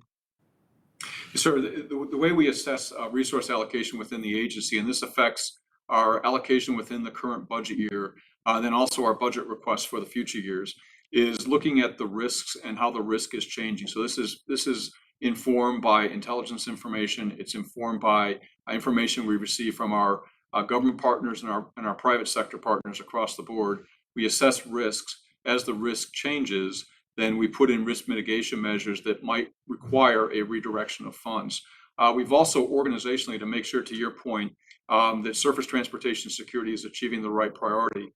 Thanks to the work of this committee in our 2018 reauthorization, we've established a separate assistant administrator position and staff for surface transportation security, and have a similar staff in our policy operations. So surface transportation policy has its own organization. Surface transportation operations is also a clearly identified organization. Finally, we've established regional networks where we have a leader, member of the senior executive service in 5 regions around the country, all aligned with the FEMA regions that oversees surface transportation security in the interaction with those owners and operators on a regional basis, and has available to them literally hundreds of inspectors to be able to do the important work we do. I appreciate that answer, Mr. Administrator, and I just wanted to quickly follow up. It's been 2 decades since these missions were put under TSA during that, or close to 2 decades during that reorganization in the early 2000s. At this point, looking back on 15 to 20 years of operations, do you think that any of these missions should be reassigned to other components within DHS or within the broader executive branch? No, sir, I do not. I think the missions that are assigned to TSA are exactly the right missions. And I think we have demonstrated that over the course of 20 years. And I would just highlight with respect to the Colonial Pipeline, because of the authorities Congress has provided us in law and reinforced in our reauthorization, we were able to move very, very quickly in putting measures in place to mitigate any future attacks on critical pipeline systems. So I think the mission set we have is exactly right for TSA. And it's incumbent upon us, of course, to make sure that we coordinate robustly, to the prior question, with our interagency partners, not just at the federal level, but also particularly in surface transportation systems at the state and local and municipal levels. And on that interagency partner point, can you give a better or a little bit additional description on TSA? How would they collaborate with specifically the intelligence community? but also with the private sector on security, vetting procedures, intelligence sharing, what type of coordination problems, persist, and what is TSA doing to address those challenges? Yes, sir. It's probably best that I just briefly describe how when we see a threat stream developing, how we change our procedures, how we might change some of the requirements we place on private sector or other public owners and operators of systems. And essentially the way we do that is to bring the chief security officers of those organizations in, provide them an intelligence brief so that they're looking at the intelligence that we see, and then collaborate closely with them to achieve the security outcomes that we know we have to achieve. This can happen fast. We've been very successful at doing this. It can happen fast, and what it net results in is a private sector or a local government partner who understands the threat and understands the rationale for the measures we put in place. And then for the private sector operators, they can also offer different ways of accomplishing the security outcome we want to accomplish. Sometimes their measures are actually more effective because they know their systems better than we do at times. And oftentimes they require less cost. And from my perspective, as long as we can achieve the desired security outcome, we will generally approve those, what we call alternative measures. Thank you. And thank you, Mr. Chairman. I yield back. Thank you. Chair recognizes the gentlelady from Nevada, Ms. Titus, for 5 minutes. Thank you, Mr. Chairman. I'd like to ask the administrator about the new opening of the international travel markets. I represent Las Vegas, McCarran Airport, and we welcome a lot of international travelers, and we expect that number to increase. It was especially good to hear that the administration had lifted the restrictions on a number of places around the world. At the same time that these new travelers are going to be coming, American travelers are going out again. They have this pent-up need to go out and travel after a year and a half of being locked down. So we're going to see a lot more people in the air. Now, we've seen that the aviation infrastructure really wasn't prepared to deal with so many at one time. It was kind of like the problem after 9/11. And I wonder how TSA is preparing to welcome all these new travelers, especially the international ones, and what resources you might need, or something we might be able to do to help us accommodate them. We know that travel begins the minute you leave the house, and so your airport experience is a part of how you remember the trip, both going and coming. So could you address that for us?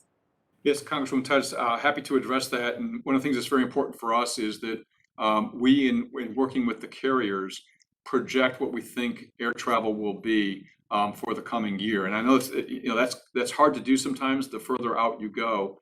But we've been very successful in identifying a window of the minimum and the maximum number of passengers, except for the COVID years. But certainly we were in fact very, very close to our estimates for this past summer. And so what that does is it drives the requirement for the staffing levels at airports around the country. And what's important here is that because of the training that is necessary to certify one of our officers and the important jobs they have at the checkpoints, we really need to hire people a good 4 to 5 months ahead of when the passenger need will be.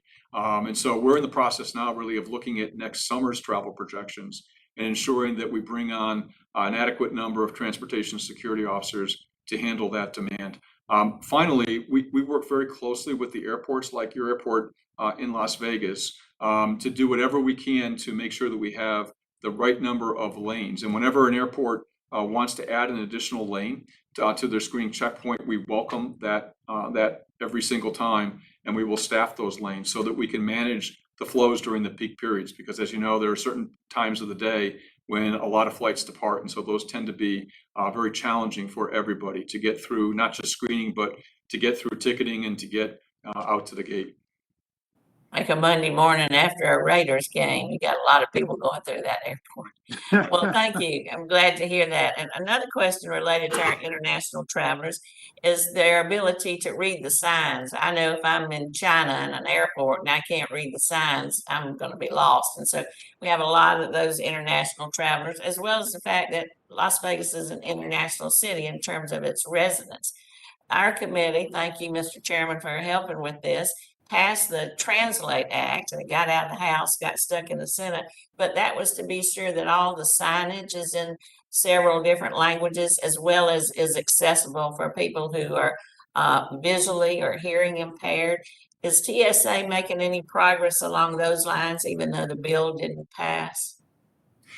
Yes, ma'am. In fact, at Las Vegas Airport, the Las Vegas Airport Authority has been kind enough to provide an entire checkpoint to TSA to test out our newest technologies. And the benefit of this arrangement at Las Vegas is that we can actually divert passengers to this checkpoint and have actual passengers go through some of our changed processes or new technology so we can assess how it actually works in a real life situation. One of the things we look at in terms of signage are what are called totems that are electronic signs that can be changed to provide information in different languages. And you know, oftentimes we can make a pretty good guess at what languages would need to be accommodated in a given airport, given where the flights are flying off to or coming from. So a lot of work is being done on that and to provide as much easy information as we possibly can to passengers. Well, that's great. I know that McCarran is an innovation checkpoint. You've been using some UV screening as well to clean the luggage places. And is that working out? Are you been able to translate some of the things that you've discovered there to other airports? Yes, and we're still testing that UV technology out, ma'am. But essentially, when the bins get returned in what are called automatic screening lanes, these are 70 or 80 foot long lanes that allow multiple people to divest, to put their stuff in a bin at the same time. So that improves flow. It also makes sure that when we want to search a bag, that it's not accessible to that passenger. So a passenger can't reach and pull a bag that we know we need to search. And then there's plenty of room for a passenger to kind of recompose after the screening process is done. But the idea is that those bins would, as they travel back to the front of the lane, would be UV scanned, and that would reduce the virus load in those bins. And so far, our testing shows that works pretty well. We're just testing different times to dwell, and also the brightness of the light. But if this continues to proceed, I would expect that we would have that as an option in our systems across the nation. Great. I know you've got that CAT system too, where you can scan your own ID. So that's great. Well, thank you, Mr. Chairman. It's good news. I'll yield back.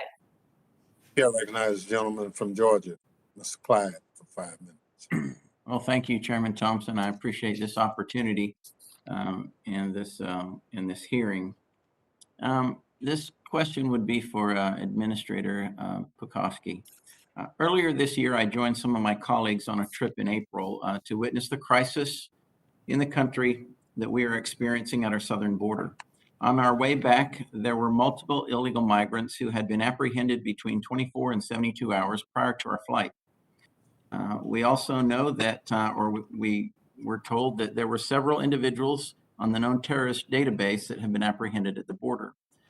With such a quick turnaround time in processing migrants who illegally cross, that is 24 to 72 hours, how is TSA ensuring that the safety and security of domestic transportation systems are not compromised? I mean, these illegal migrants, many have not received a thorough medical assessment. And what concerns me greatly is how do we know whether these people have a criminal record in their home country? So what information are you relying on to properly vet migrant passengers? And I mean, you're doing it within 24 to 72 hours. So how are you doing that?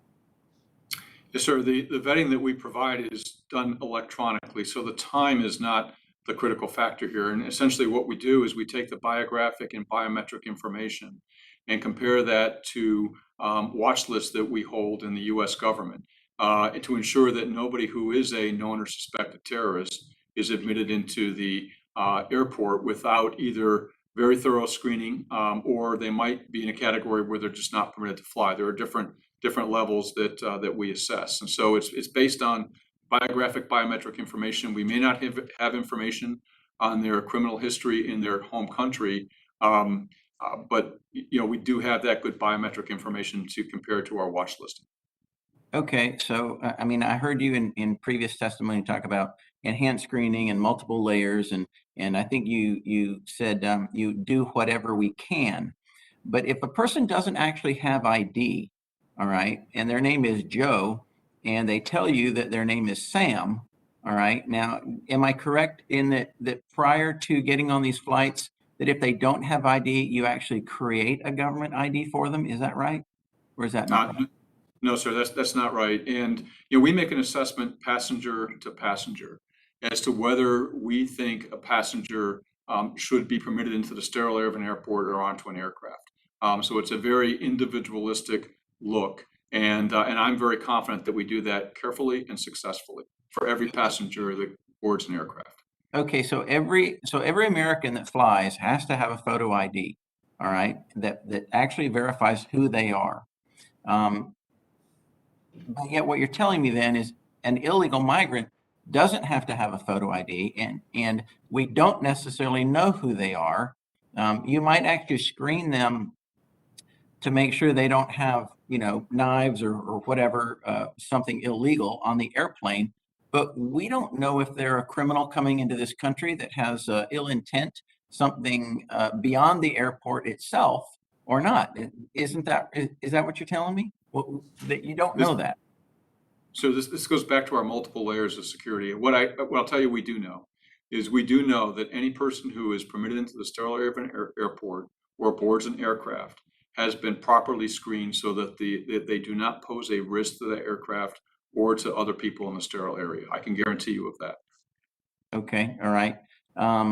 So it's okay for TSA to allow people on an aircraft without an actual government issued ID. On what authority do you allow that? All of us, we have to have one. Yes, sir. And I have the authority as the administrator to allow that. And there are passengers that are American citizens that occasionally show up in screening checkpoints that do not have their ID with them. And again, we have a verification process that we use to see if we can verify the identity. We make a judgment at the time based on criteria we have in the agency, and we ensure that all passengers are thoroughly screened before they board an aircraft. Okay, all right.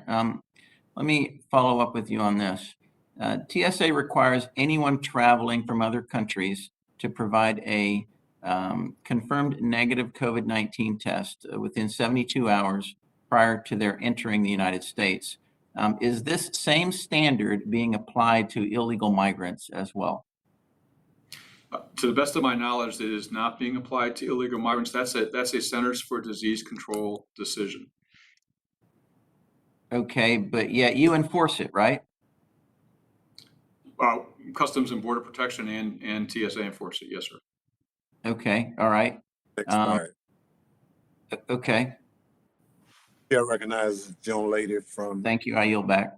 Watson Coleman.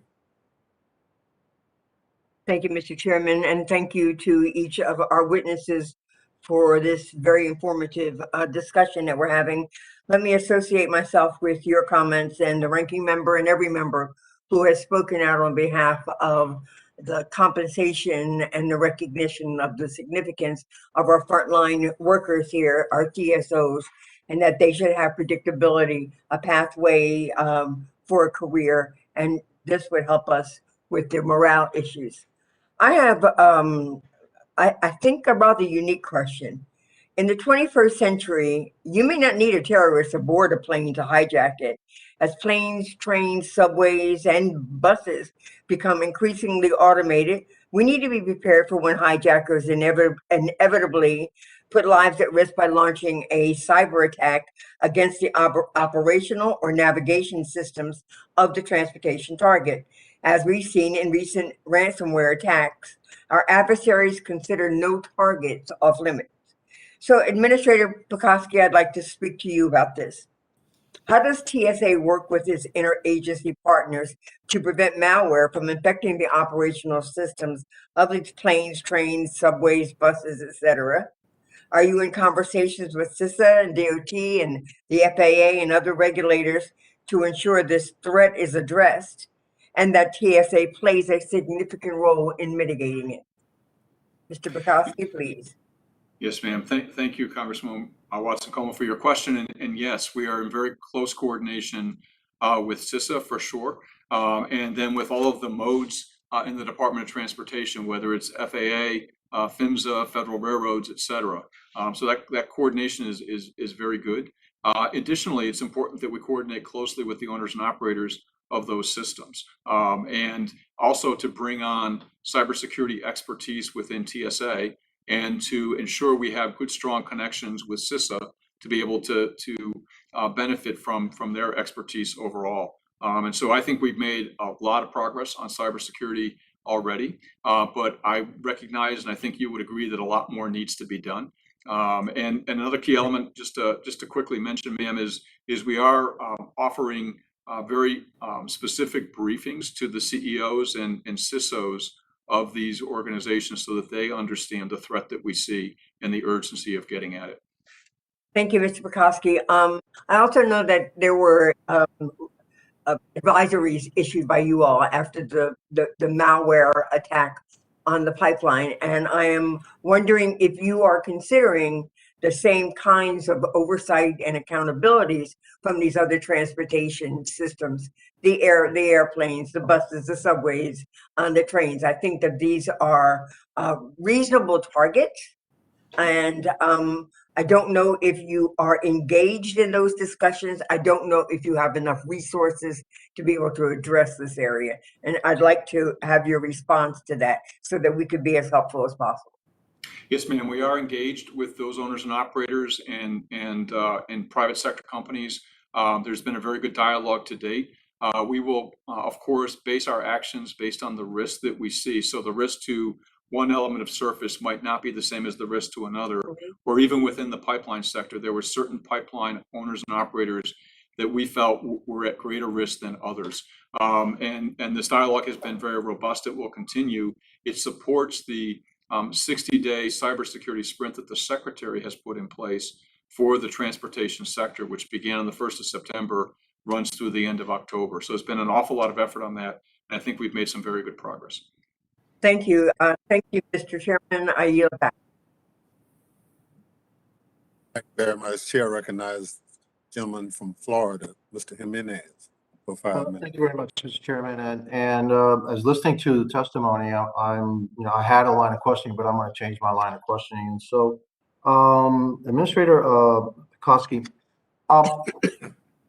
in order for somebody to get from Europe to the United States, what do they need to show in terms of COVID? Do they need to show they're vaccinated? Do they need to show that they've had a negative test?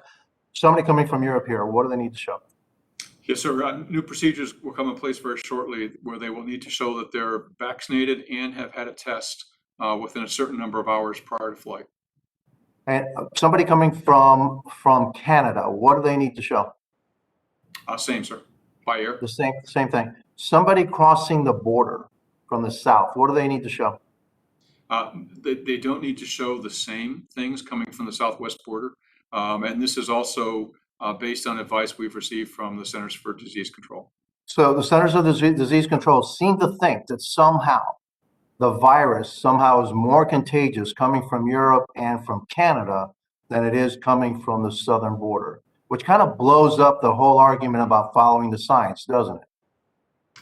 So I'm not a medical expert. No, I'm not saying, no, sir, that's not for you. That's my comment. This whole thing about following the science is a bunch of hooey. If we tell Canadians that they have to be vaccinated and show a proof of negative test, we do the same thing with Europeans, and we do nothing for people crossing the southern border.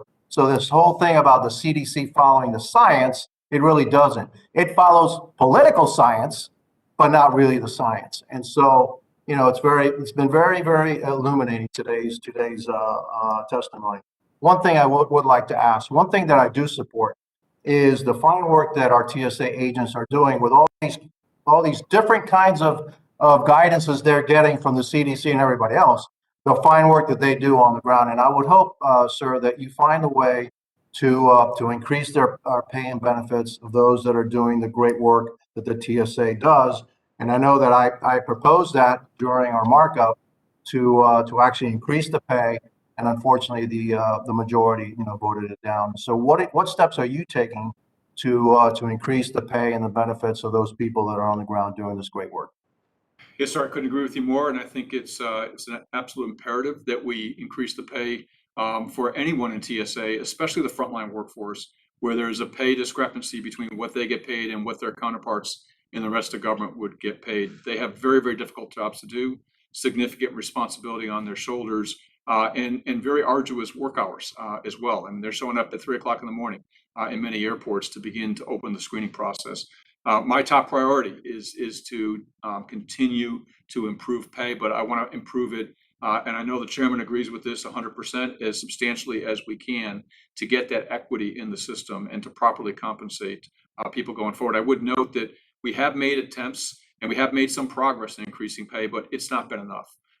It's really important for us. We spend a lot of money with people that come into TSA and they identify for us the number one reason they leave is because of the pay.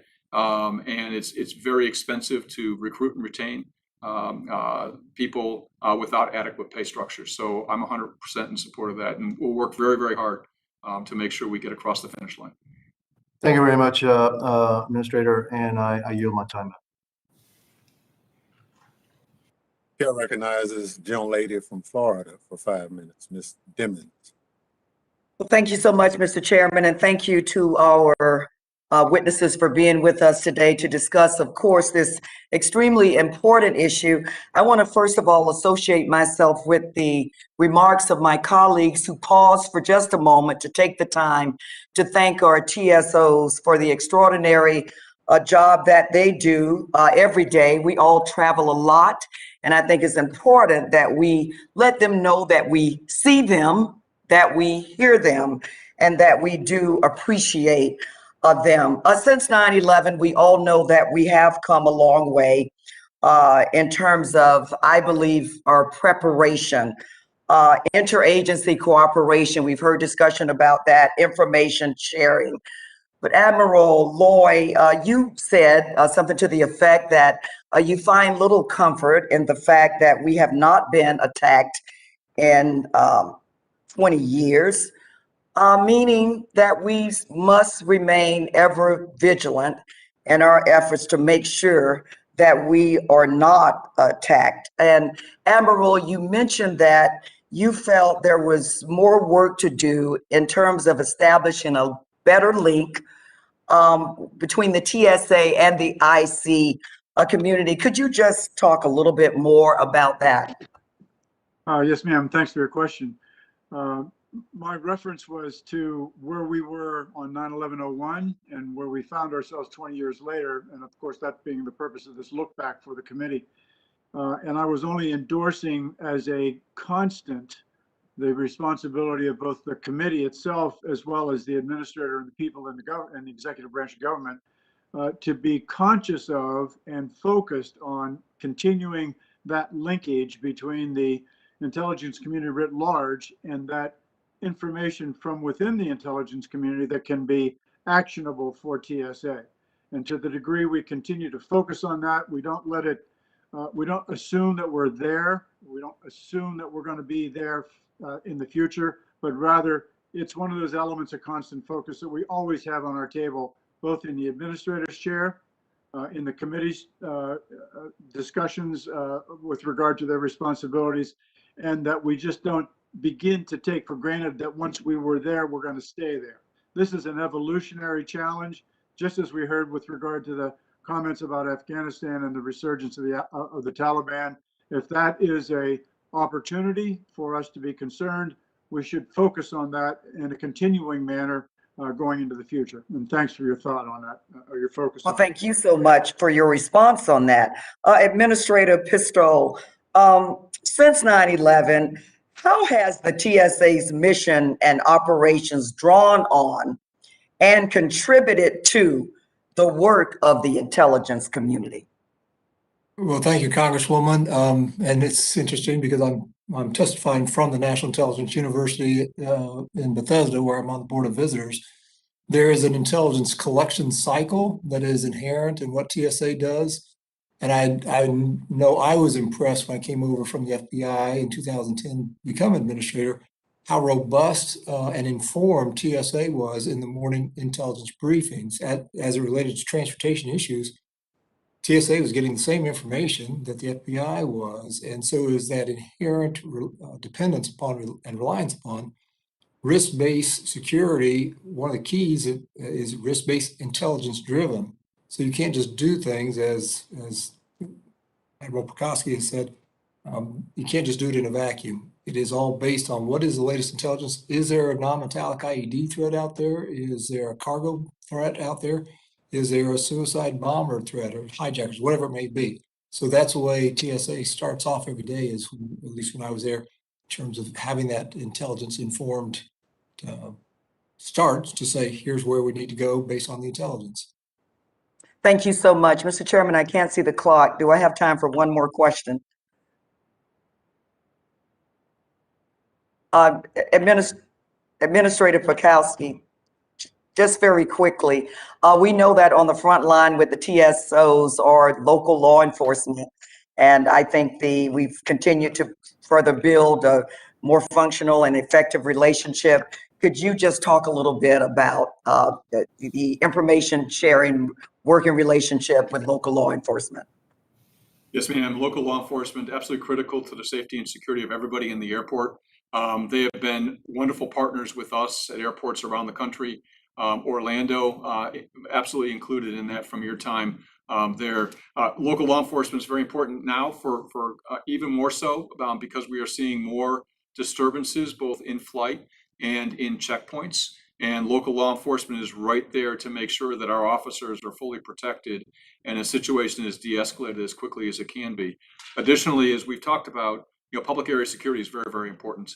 And local law enforcement presence, and sometimes augmented by our own Viper teams from TSA, is really important to just let people know that law enforcement is there, present, roaming around. And if anybody has a situation, they are readily nearby to be able to address it. So I am very, very proud of our partnership with local law enforcement and salute all the law enforcement officers, particularly this week, for their service to our country and to our officers. Thank you so much, Mr. Chairman. I yield back. Thank you. LA yields back. Chair recognizes the gentleman from New York, Mr. Galvarino. Thank you, Mr. Chairman, and thank you to the ranking member for having this hearing, and thank you to all the witnesses that are here. Bulk of my questions are for Administrator Petoski. One thing I'm going to submit it to the record. I have a report here by Security Scorecard that they conducted on the pipeline security shortly after the Colonial attack.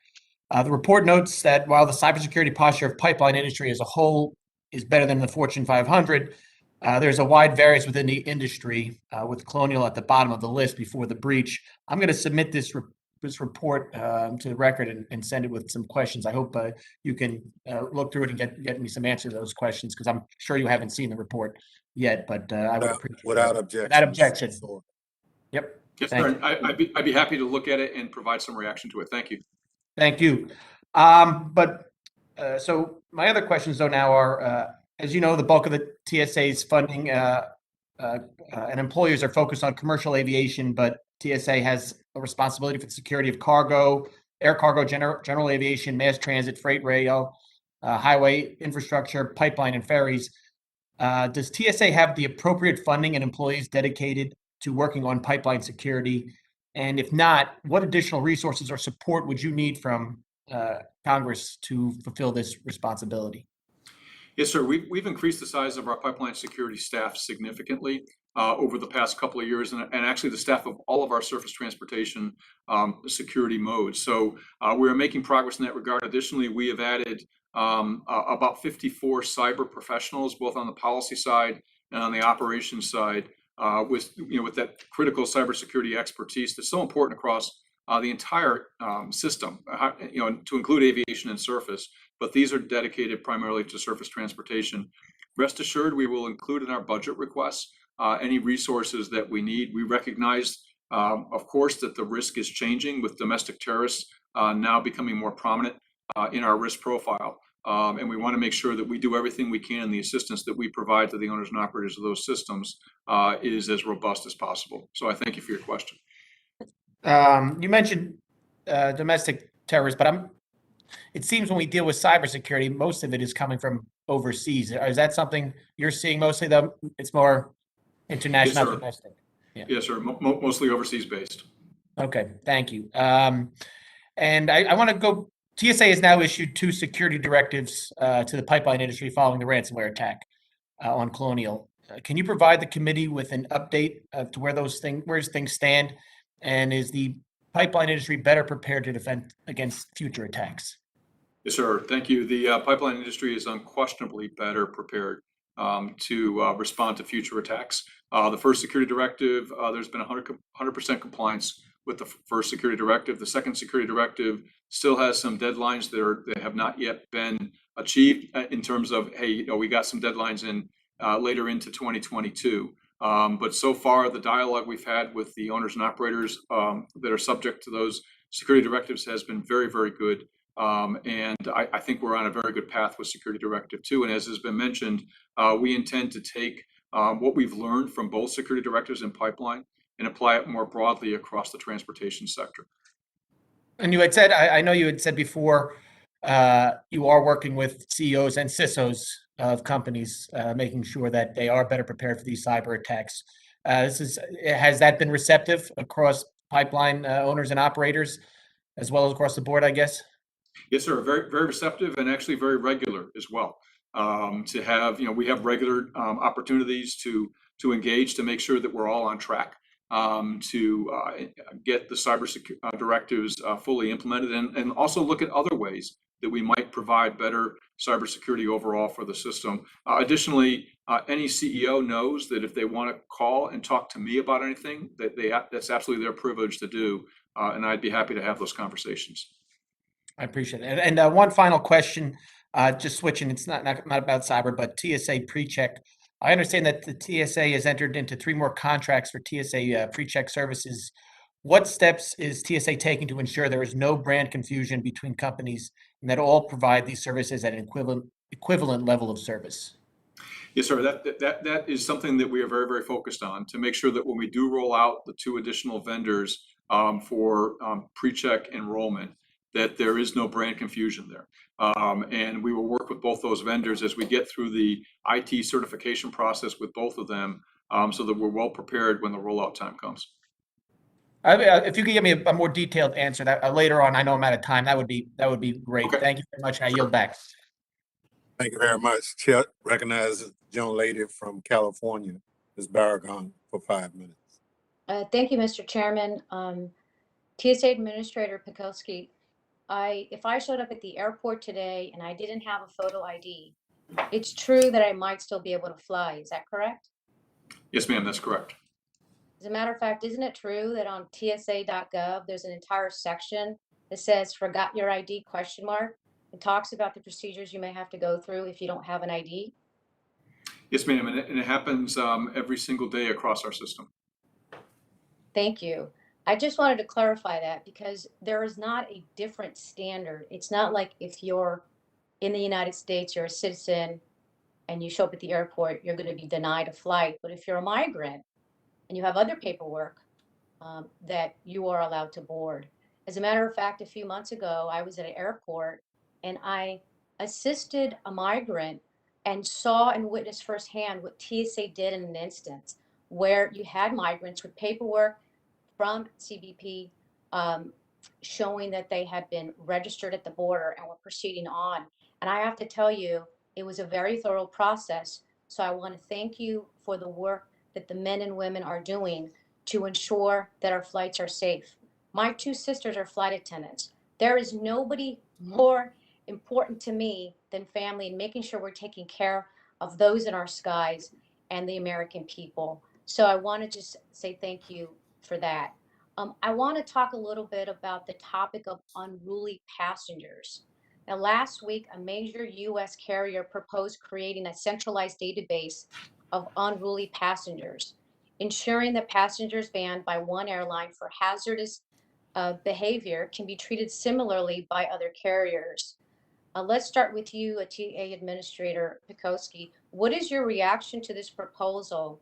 And if the major carriers in fact move forward with this concept, do you see a role for TSA in implementing it?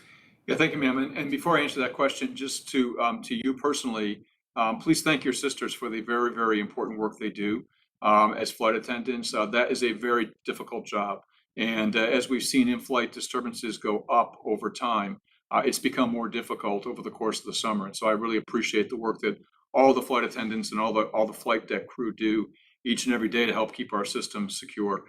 With respect to the individual carrier no-fly lists, I mean, the carriers have made a judgment, many of them have, that when passengers refuse to wear masks or they create an in-flight disturbance, that they deny them future flight on their carrier. The challenge here is that the standards carrier to carrier may be somewhat different. And so in terms of, across the system, I personally do not see a role for TSA there. I think that's private sector carrier to private sector carrier in terms of how they want to coordinate what they do and share information. But I would be concerned about the standards that they apply to place somebody on a list. And really, the better terminology for these lists is, no fly means something different to TSA. That means that there's a connection with terrorism when you say no fly in TSA. These are really do not boards, that they're denying flight, do not board in the future. But I know they're going to continue to work on this collaboration across the carriers. Well, thank you for that. I'm not sure I completely agree. I think it's a safety issue, but I completely understand the response. And just to go around the panel, does anybody else want to comment on their reaction to this proposal?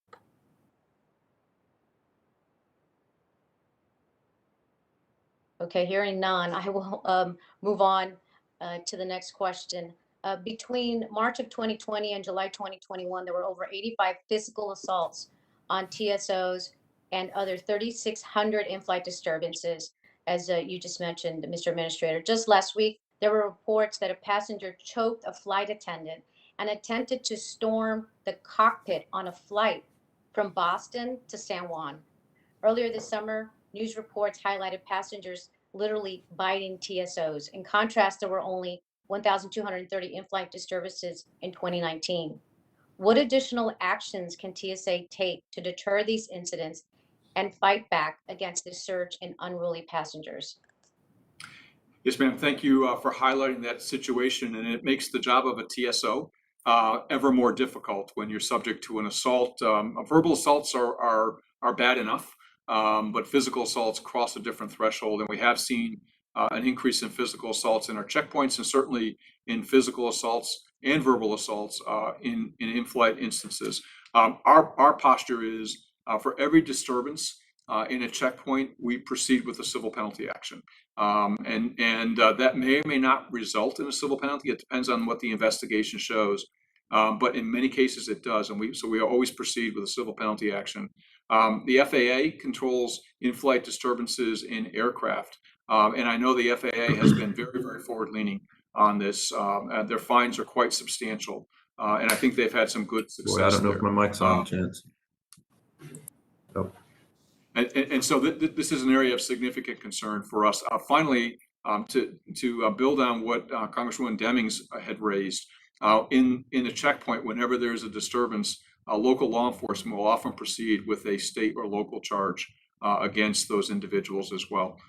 So it's basically us doing everything we can within our authorities to hold folks that create these disturbances accountable for their actions, and to absolutely include our state and local partners in that operation. Thank you, sir. Mr. Chairman, I yield back.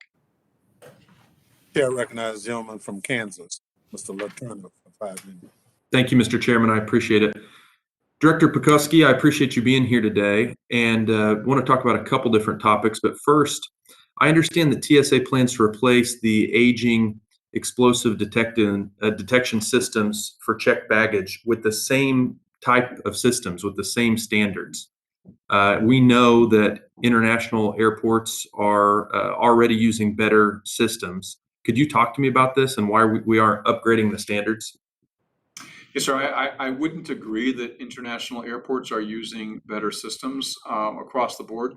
Our goal is to make sure that we are the gold standard for systems that detect threats both in checked baggage and in checkpoints. Part of the upgrade, if you will, is not necessarily a hardware upgrade in these systems. There are some rather significant software upgrades that we have made that improve our detectability in our what we call explosive detection systems for checked bags in airports around the country. Are there systems out there that are better? You said that you wouldn't agree that that generally they're all better, but are there systems that are better than ours? And I know we want to be the gold standard, but once you are through this process of upgrading, will we be? We will be, yes, sir. You know, we will continue to upgrade our installed base of technology with software updates. We do that on a regular basis, and we've made some very, very good progress there. And we share that progress also with our international partners because it's in our interest as well as theirs that we all have as close a standard of detection that we can, particularly for flights, obviously, that are destined for the United States. I appreciate that. As you know well, the linchpin of our security screening system is to make sure that people are who they say they are.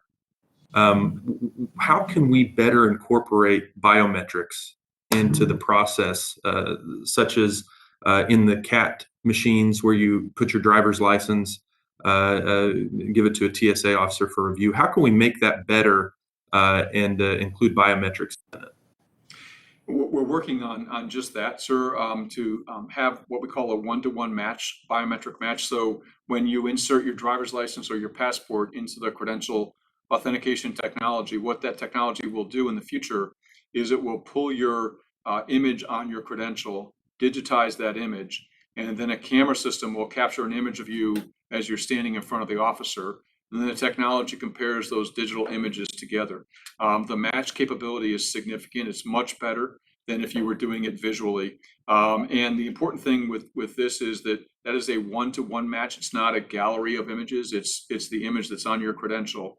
And then once the passenger removes their credential, all that image data is erased. So we don't retain any of that information at all because we have no further use for it. What's the rollout of that going to look like? Will that be available to TSA pre-check people first, or the CBP's global entry or the known crew member programs? If you're working on it, what will that look like, and what's the time frame? So we've been prototyping it now in several airports across the country. It's worked very, very well. We have a process whenever we prototype.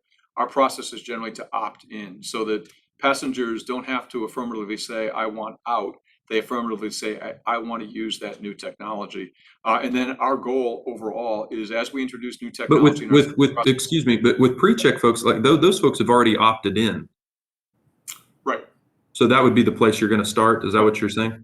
Yeah, and with pre-check now, we are having people provide their facial images upon registration. So we already have that data. So that opt-in has already been done. And what I was going to say is, as we deploy technology, we like to put it first in pre-check. Okay, all right. Is the pace of hiring for TSA officers keeping up with attrition? The pace of hiring is keeping up with attrition, but I'm concerned about hiring overall, and I think everybody in the aviation industry is concerned about hiring overall. That's one of the reasons why these pay initiatives are so important, because without a predictable level of pay that's going to increase over time, it's harder and harder to recruit people into the federal government. And it's also harder and harder to retain people in service. And so, to me, it improves our ability to recruit, vastly improves our ability to retain, and fundamentally, it's the right thing to do. I appreciate that, and I appreciate your time today. I yield back, Mr. Chairman. Thank you very much. Gentleman yields back. We had our membership ask questions, but what I'd like to do to kind of wrap things up is give our witnesses an opportunity to look for the next 20 years for TSA and see what kind of thoughts they might have that they can provide the committee with in terms of what that 20 years under TSA might look like. So Admiral Joe, I'll start off with you and kind of bring it forward.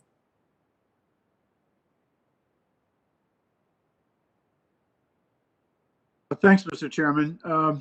I think my thinking with regard to the adequacy of both the committee's sort of inventory of concerns and, of course, the administrator's inventory of concerns, and making certain that there is a matching effort. And of course, hearings do that. Conversations among members and TSA employees do that as well. But my concerns for the future are just to be consistent with regard to what has been our concerns, and I hate to say it, but over a pretty successful window of these 20 years. And as I indicated in my original testimony, I take no great comfort in the fact that we've been as successful as we've been over 20 years.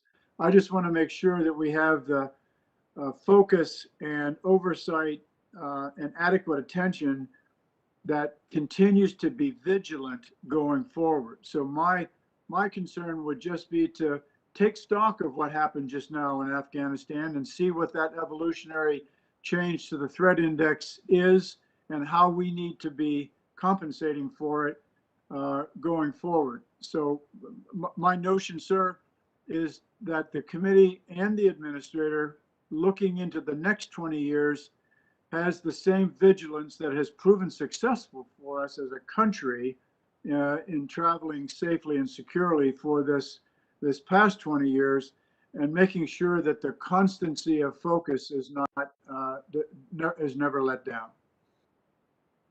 Pilstrom?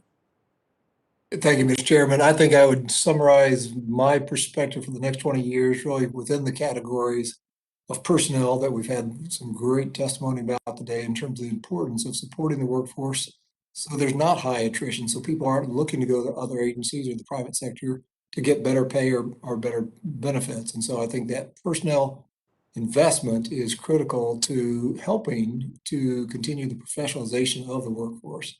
The second is in policies, and that relates to making sure that the administrator and future administrators has those authorities that enable him or her to make sure they can take decisive action in the face of threats, and can do that in the interagency arena, not only domestically, but internationally, and the importance of doing that and to be recognized for that authority and that ability.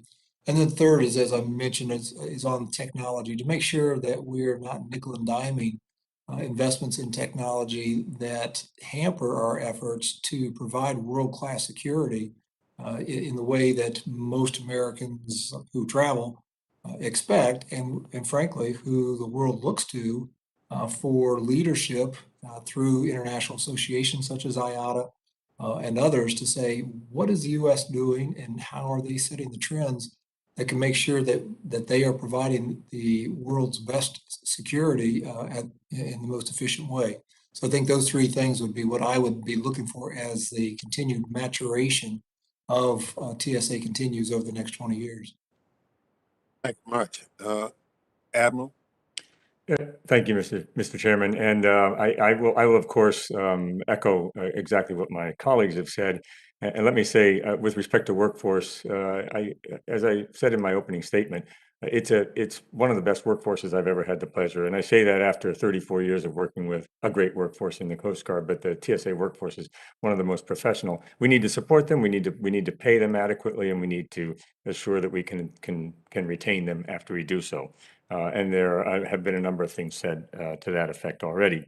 With respect to technology, you never have a perfect system, but you can have a better system every day. And it's critical that we invest in the technology refresh and improvement.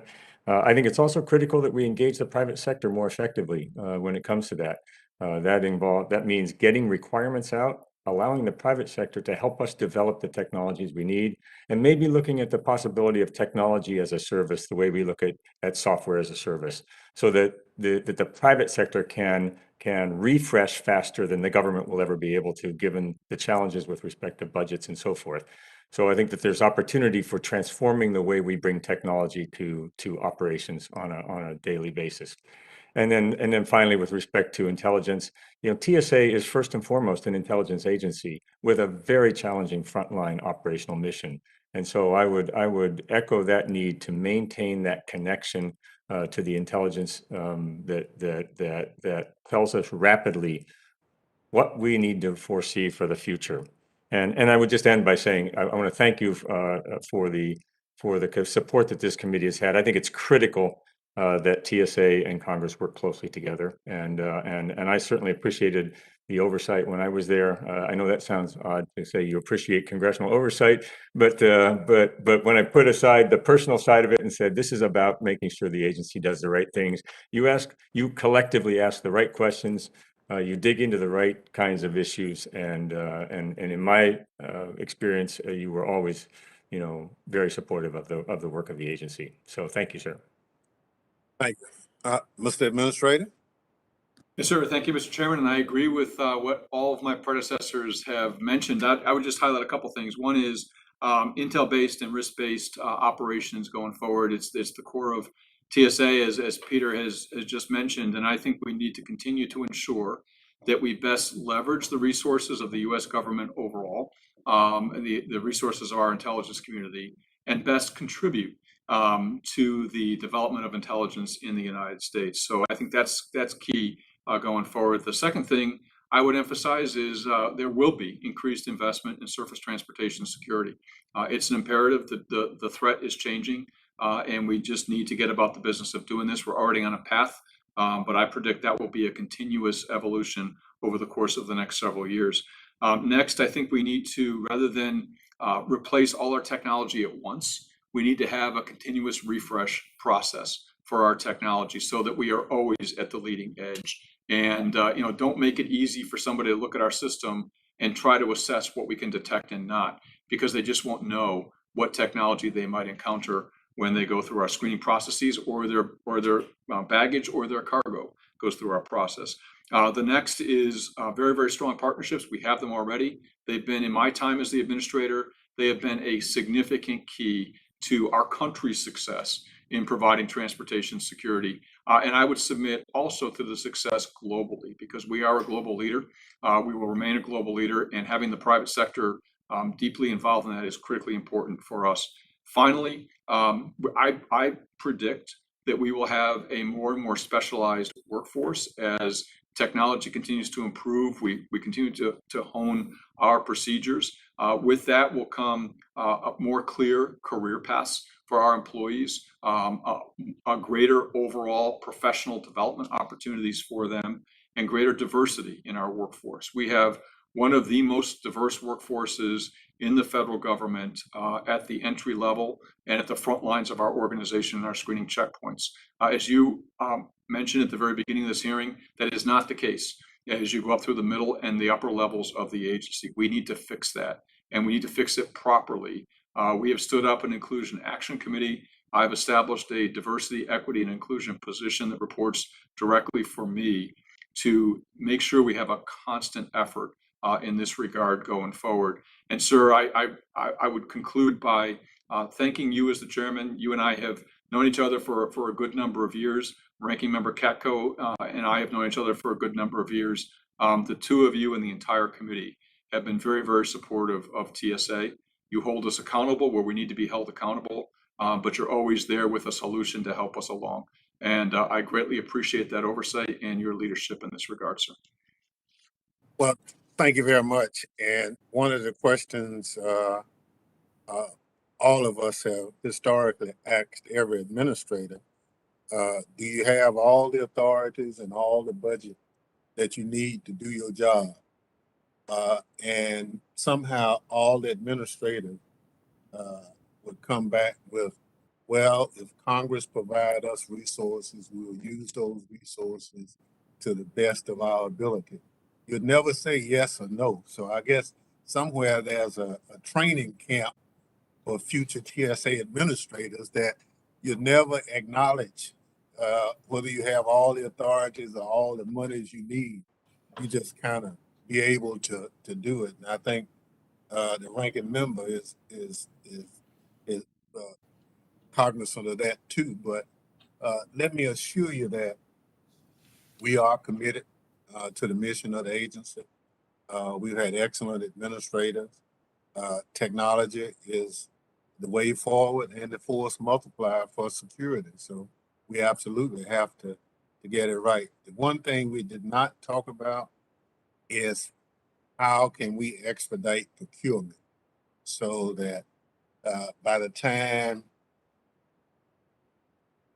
as a ranking member will tell you, we got a technology, but by the time we buy it, it's already obsolete. And so we've passed some legislation, but we still need to ramp it up. So let me again thank the current administrator and past administrators for their testimony and our members for their questions.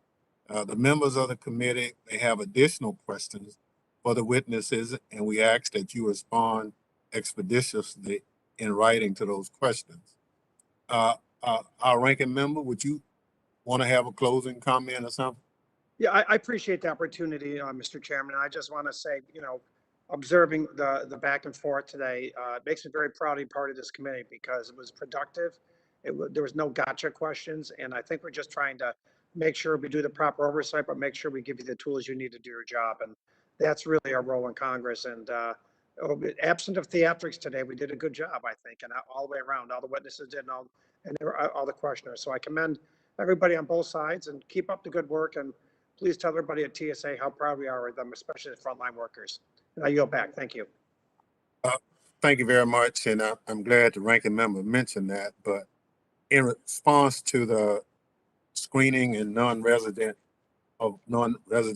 aliens, the policy that is followed now is a policy that's been in place since we started. So there's not policy of the last 6 months, it's the policy.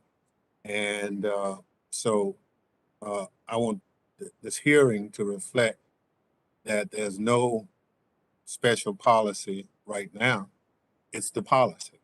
And so I want the administrator to reflect that going forward, that his explanation was what the policy is and what it's always has been. So the chair reminds the members that the committee's record will remain open for 10 business days. Without objection, the committee stands adjourned. Thank you, gentlemen.